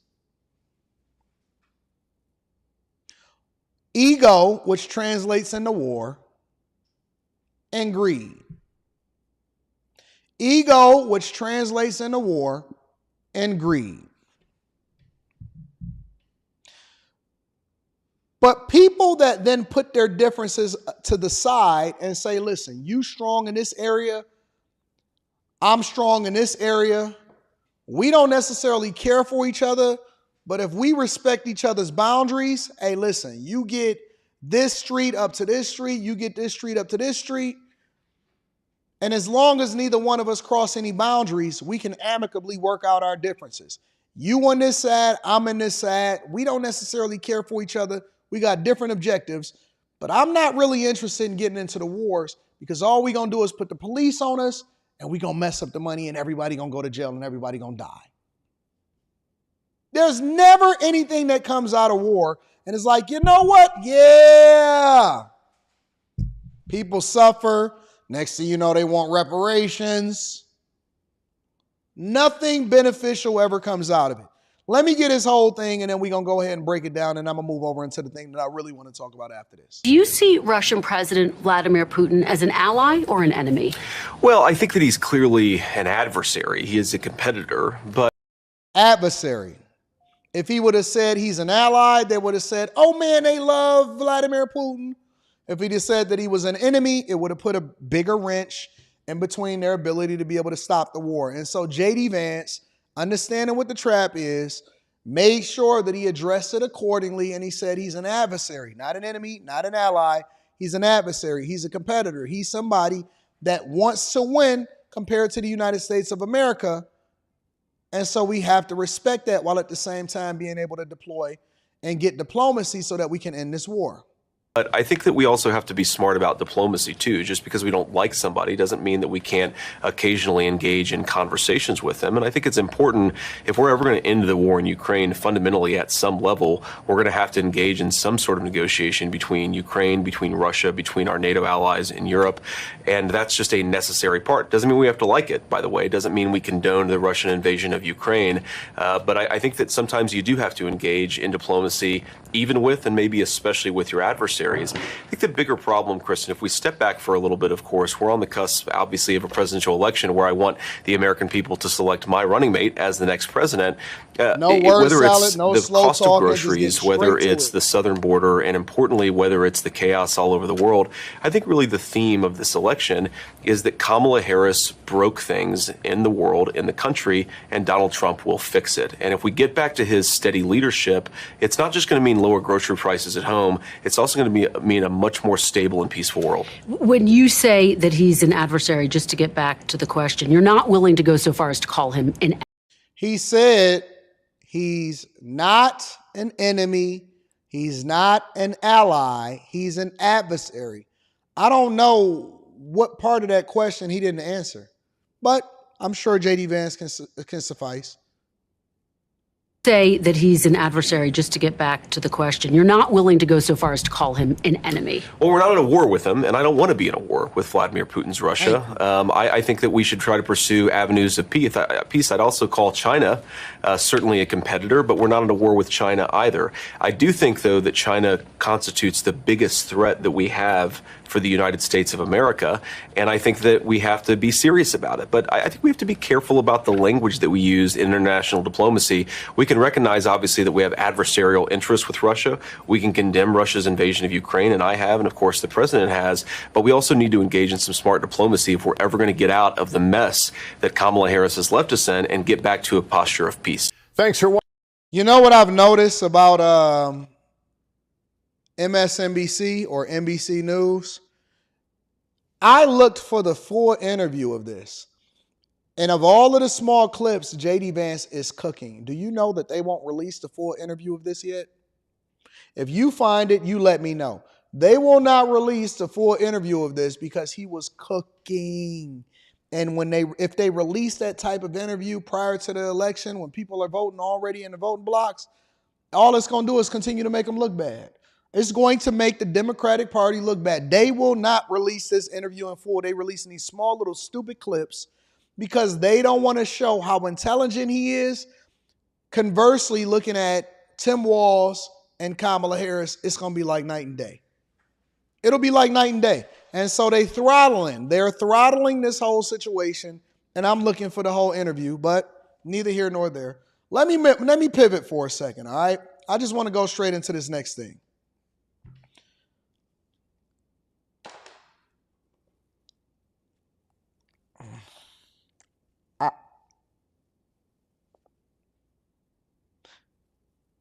I'm one of those type of people that can't really hide what I feel and what I think a lot of times.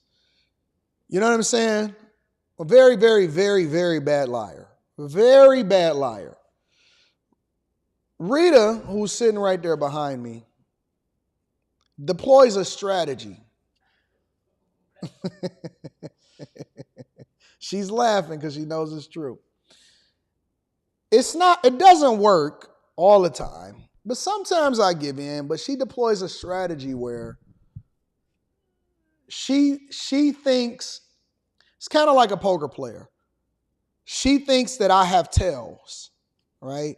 So if she asks me a question, she'll look at me before she asks a follow-up question, or she'll sit there and try to act like she's consuming what I'm saying, but she's asking a question. That's why she's laughing. But she's really asking a question, and it's rhetorical, but she's trying to figure out whether or not I'm going to be completely honest with her. Yep. And so there's like 3 things that she looks for when she asks me a question. Now, I know what they are. I know what those things are. I know what they are. I know what she's looking for. And the minute that I break, she'll just say, I knew you was lying. I knew you was lying about that. Why don't you just be for real? Why don't you be for real? But it's not that I'm lying. I'm not lying. I'm telling, why are you looking over here? I'm not lying. You're missing the context. And just because, and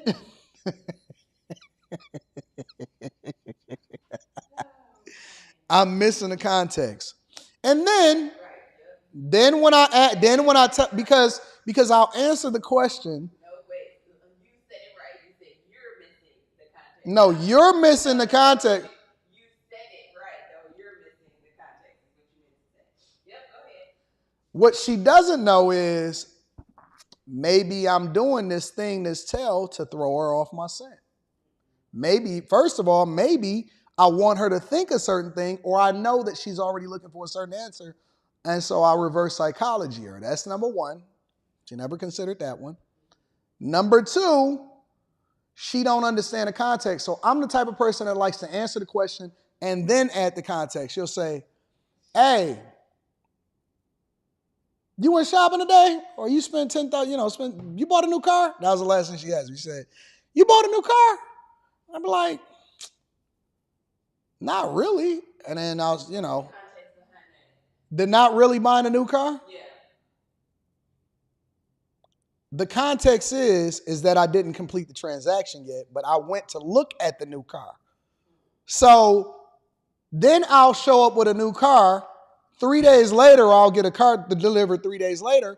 Then I purchase the new car. Then I purchased the new car. So no, I didn't buy a new car. Let me add the context, but she'll start laughing and be like, oh, I knew you was lying. I knew you was lying. No, the context is, no, I didn't buy a new car. I considered it. I'm still thinking about it. And I'm weighing my options to try to figure out if this is what I want to do. But see, she'll already be laughing and all of that. And then a car will show up 3 days later. I knew you would. No, I'm not lying. At that time, I did not buy a new car. But if you was listening, if you had your listening ears on, you would understand it. So the money wasn't missing out of the account. I went and put it in a duffel bag just in case I wanted to pay cash. Anyways, the point is, and the reason why I'm having this conversation with you guys, is this not the best is this not the best morning show on earth? This is the best morning show on earth. The point that I'm trying to tell you guys is that when you see me put my glasses down or whatever like that, those are tells. That's what we call in the poker world tells. And I can't help myself. I can't hide what I really believe. And so sometimes I get frustrated. And communication is more than just what you say. It's also the body language. You know what I'm saying? I could tell if somebody is confident. I could tell if they're not confident. I could tell if somebody is fearful. Public speaking. All of those things, you pay attention to the person. You don't always necessarily have to pay attention to what they say. So when we look at this video that's coming up right now, CNN, for some reason, they all think that the barbershop is where the black people only congregate. So they only go to the barbershop. Kamala Harris go to the barbershop. CNN go to the barbershop. Don Lemon go to the barbershop.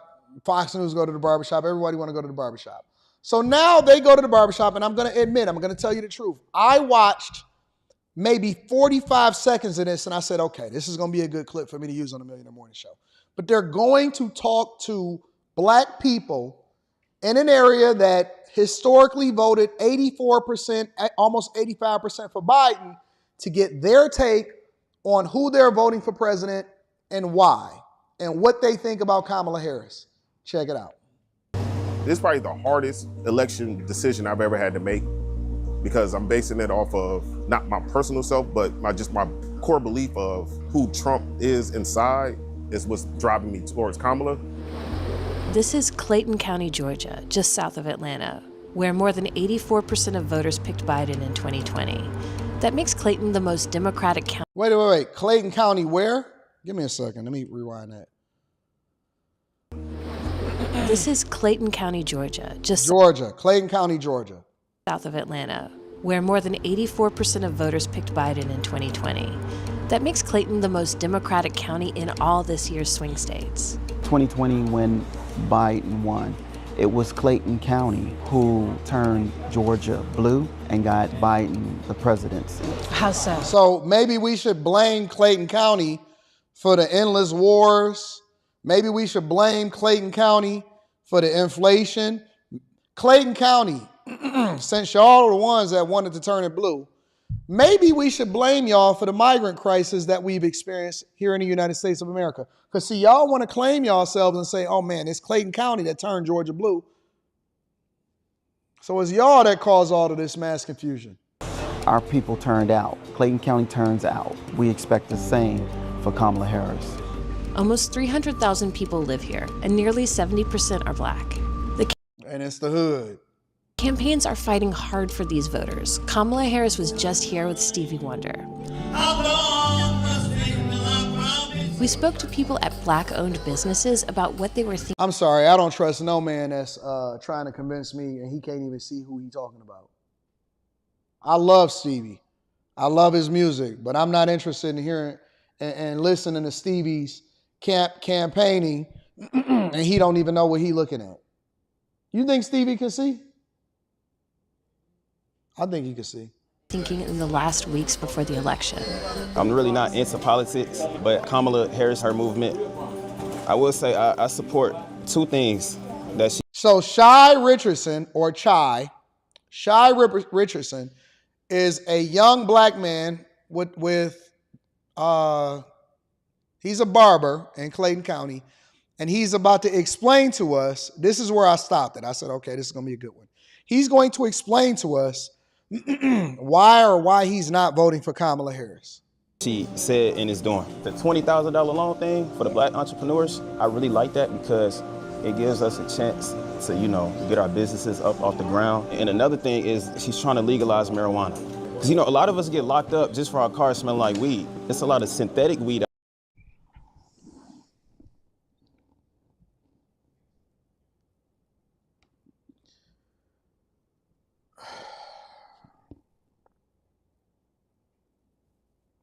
I am not surprised, not disappointed, but I almost forgot where I came from. Almost forgot what the heck is happening in the community.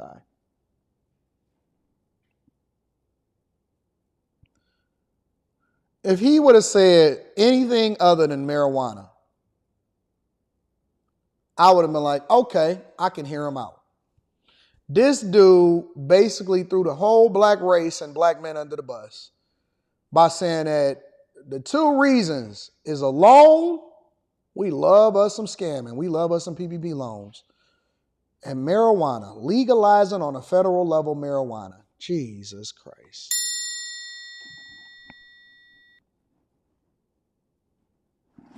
We don't need much. We don't need much at all. And then they wonder why people be looking at us and be like, nah, I'm not going to rent to you. I'm not going to rent to you. When y'all do y'all applications for renters, for people to rent y'all property, ask them two questions. Who they voting for and why? Do they agree with the legalization on the federal level of marijuana, and does it matter to them? You'd be able to vet people out more effectively. Good God almighty. I just couldn't believe it. I can't believe it. Chance to, get our businesses up off the ground. And another thing is she's trying to legalize marijuana. A lot of us get locked up just for our cars smelling like weed. It's a lot of synthetic weed out here, a lot of fake weed that's, bad for us. You want it to be legalized? Weed. And CNN is airing this, and then you expect for other cultures to respect you and say, yeah, man, we should listen to what their concerns are. We got all of these educated people, black people, white people, Asians, Latino, Hispanic, Mexican, whatever you want to pick. And they had to say the one thing that we don't need that keep us lethargic, the legalization of marijuana. Let's hear some more. And regulated. Yes, and what gets me the most is It's banned in the South, where it's mostly African Americans or black people down here. But up in the other states, the Union states, the blue states, whatever you want to call them, it's legalized. Well, who would you vote for if you do decide to vote? I don't know, maybe Harris. And why? Just listening to some of the stuff that she's said so far as like helping people. I'm big on helping. So why would you be undecided?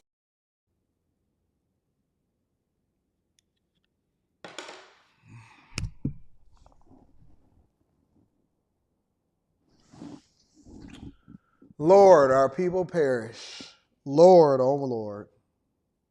Decided right now then? I would have to say because this will be my first time. Yeah. First time, like, woo, okay.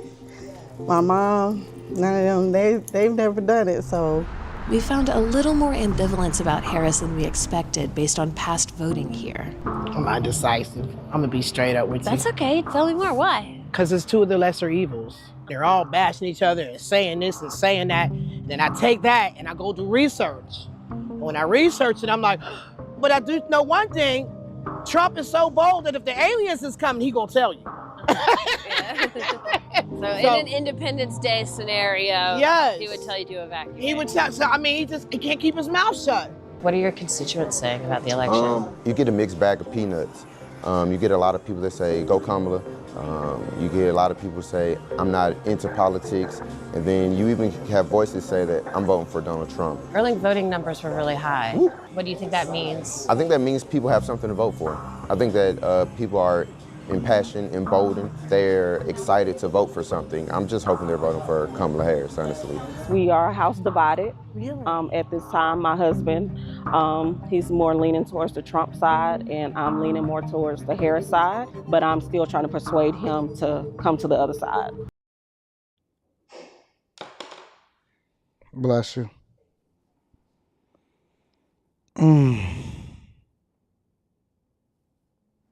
Are we a house divided, Rita?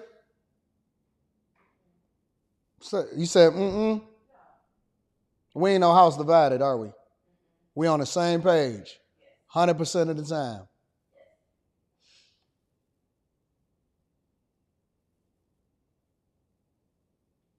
What you mean you're a house divided? Only time I can expect for somebody to be a house divided if the spouse went to state and the other one went to.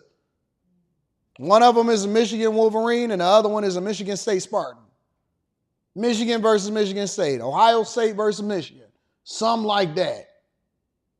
That's the only time that we need to be a house divided. What? Come on, man. And then she threw the cherry on top and she said, and I'm trying to convince him to vote for Kamala Harris, not the other way around. Where have we gone wrong in this community? And what is his objections? Well, he just doesn't feel that like a woman is fit for the job, so to speak. What you getting, 10 fade? And then we bringing the top down? I'm gonna be honest with you. During his time in presidency, a lot of money was flowing around. Yeah. You know what I mean? Yeah. So that was kind of like my reason for being like, hey, if you're gonna do that again, you run that back. Finally, somebody that at the very least got a little bit of sense. Finally, with somebody that's just he said, hey man, listen, I'm gonna be real with you. My pockets was fat at the time that he was in. And so if you're gonna do it again, let's run it back. Let's bring it back from the bottom of the map.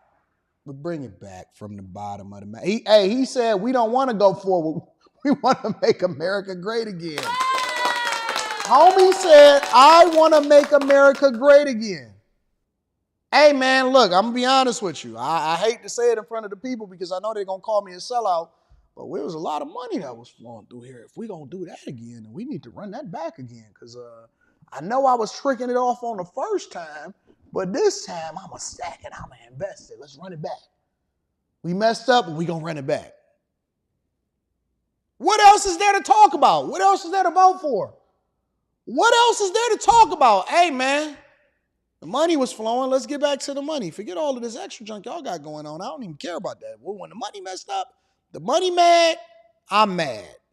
And then we bringing the top down. I'm gonna be honest with you. During his time in presidency, a lot of money was flowing around. Yeah. You know what I mean? Yeah. So that was kind of like my reason for being like, hey, if you're gonna do that again, you know, you run that back. He does a lot of stuff for shock value, just to get you to look at him. You know what I mean? So I don't really be taking none of that stuff serious. I'm gonna take my time with it. We know how you know.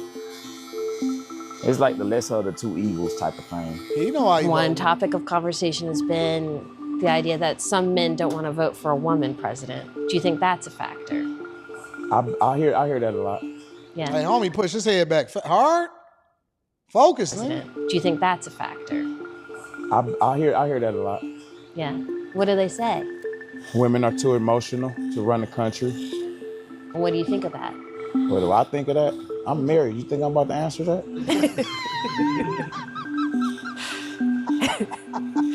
But what do you say to them? What do I say to him? Yeah, when they say. Hey, why he keep restating the question every time she asks him? What do you say to that? What do I say to that? What do you do to it? What do you do to it? Nigga, you heard what we said the first time. Emotional to run the country. And what do you think of that? What do I think of that? What do I think of that? Let me fast forward. But what do you say to him? What do I say to him? Yeah. What do I say to him? When you say that, you buying time to try to figure out what your answer is. Yada Awakening was doing that when we was debating. It's like, so what do you think about what Anton said? What do I think about Anton said? I said, look at me, King. Yeah, when they say that. I tell them the same thing I told you. I'm married, so, and my wife run my household. So, you know what? If they run the household like that, they could. I can't do it. I'm done. I'm done. I'm done. I'm done. Yo, it's over for the community. It's over for the community. It is over. It's over. This man said, my wife run my household. You know what? Yeah, they can run the country. It's over, y'all. It's over. Gosh. You give your whole paycheck to her too, dog? I believe they can do it. I just thought about it. I believe a woman could run the presidency. I believe that. I've never seen a president tweet so much out of emotions. So to say a female cannot... I'm sorry, sir.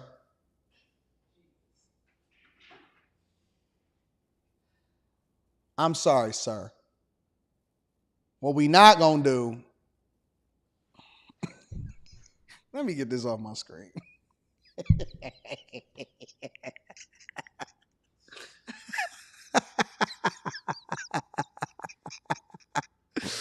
Oh my God, I love this show. This is the greatest show on the face of the earth. I'm sorry, sir.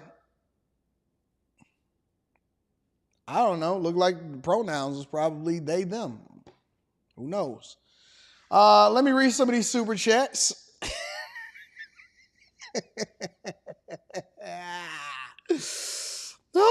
Ever thinks he said Trump will do if reelected is exactly what she'll do if reelected. The old communist players, just like Yuri Benzmanov said, shout out to you. I appreciate you, big dog. Rev Tim Duncan in the building says, woke me up when you say go bust hell wide open. That'll do it to you. Y'all ever seen that Scared Straight episode where he was like, you talking about that one boy? He's like, I'm talking about you. Y'all ain't never seen that Scared Straight episode? Let me see if I can find it real quick. Yeah, it is.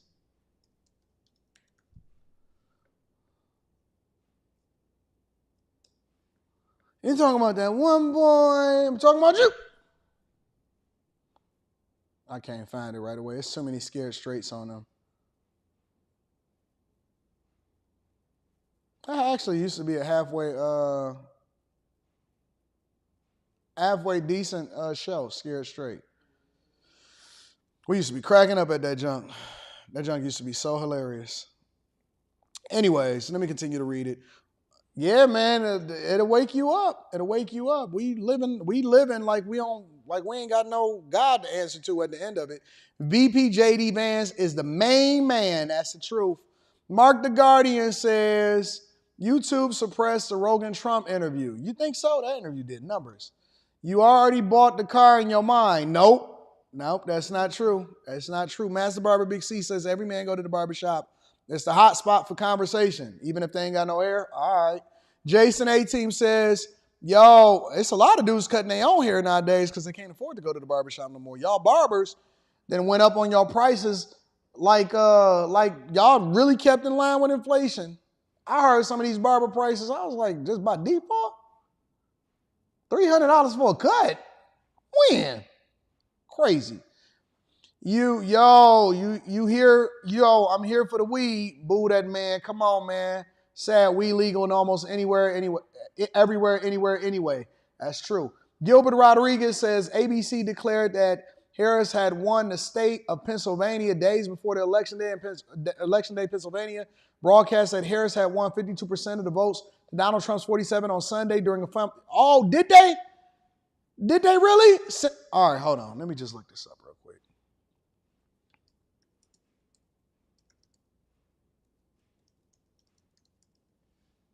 Did they really?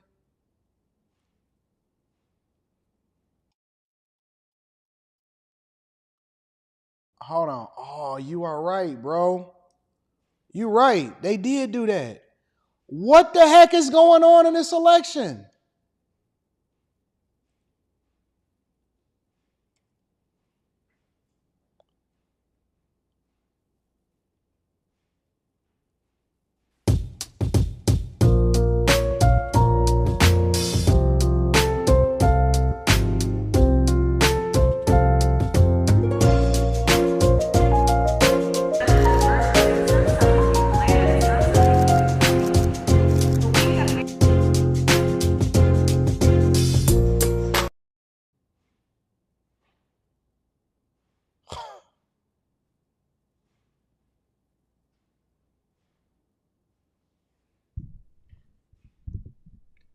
I don't trust nothing no more.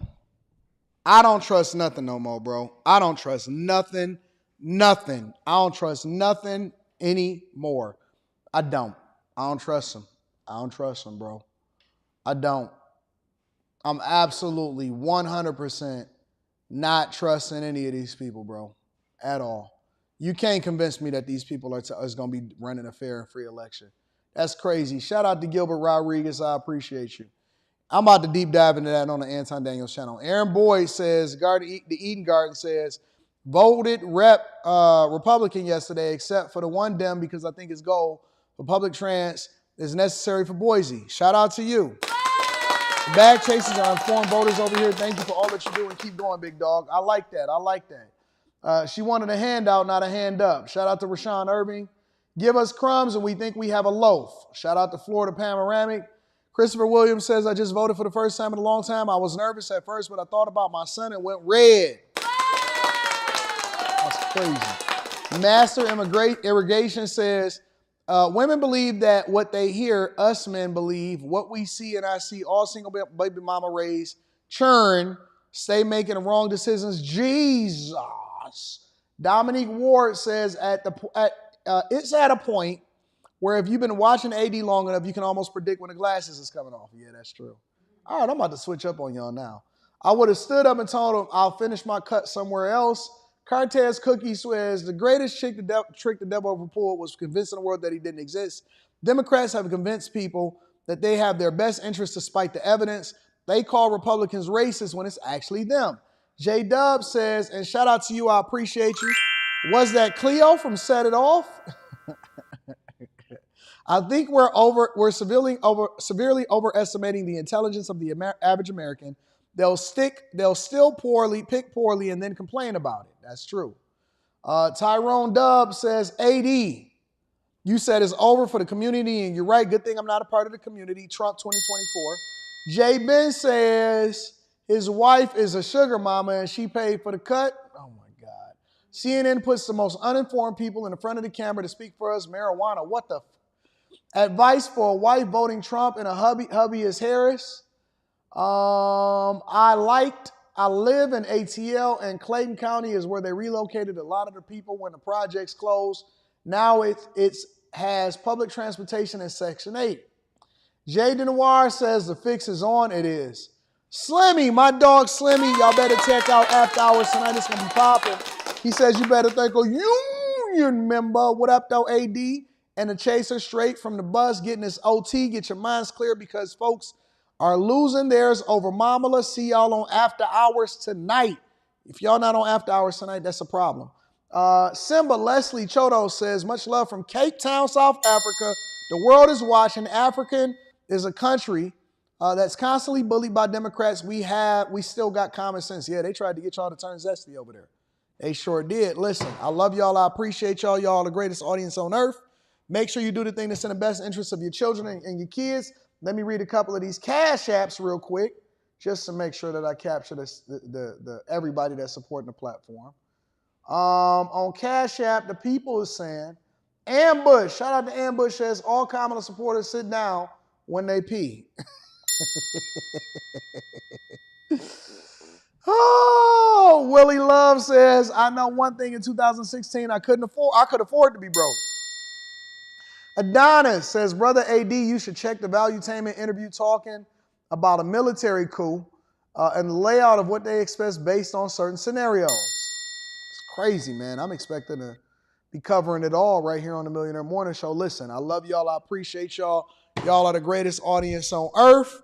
After Hours tonight, get your Tiege Hanley. Tomorrow, not today, join the Patreon. Link is in the description. The link to the Discord is in the description of any of the most recent videos inside of the Patreon. And then on top of that, we going to get our tickets. We going to be partying this Saturday in Atlanta. Live show, discount code Anton. Put that in there, put apply, and then come and kick it with me. And then in Detroit on December 14th. And we going to get it popping. I love y'all. I appreciate y'all. I think that y'all are the greatest audience on the face of this earth. Thank you, thank you, thank you.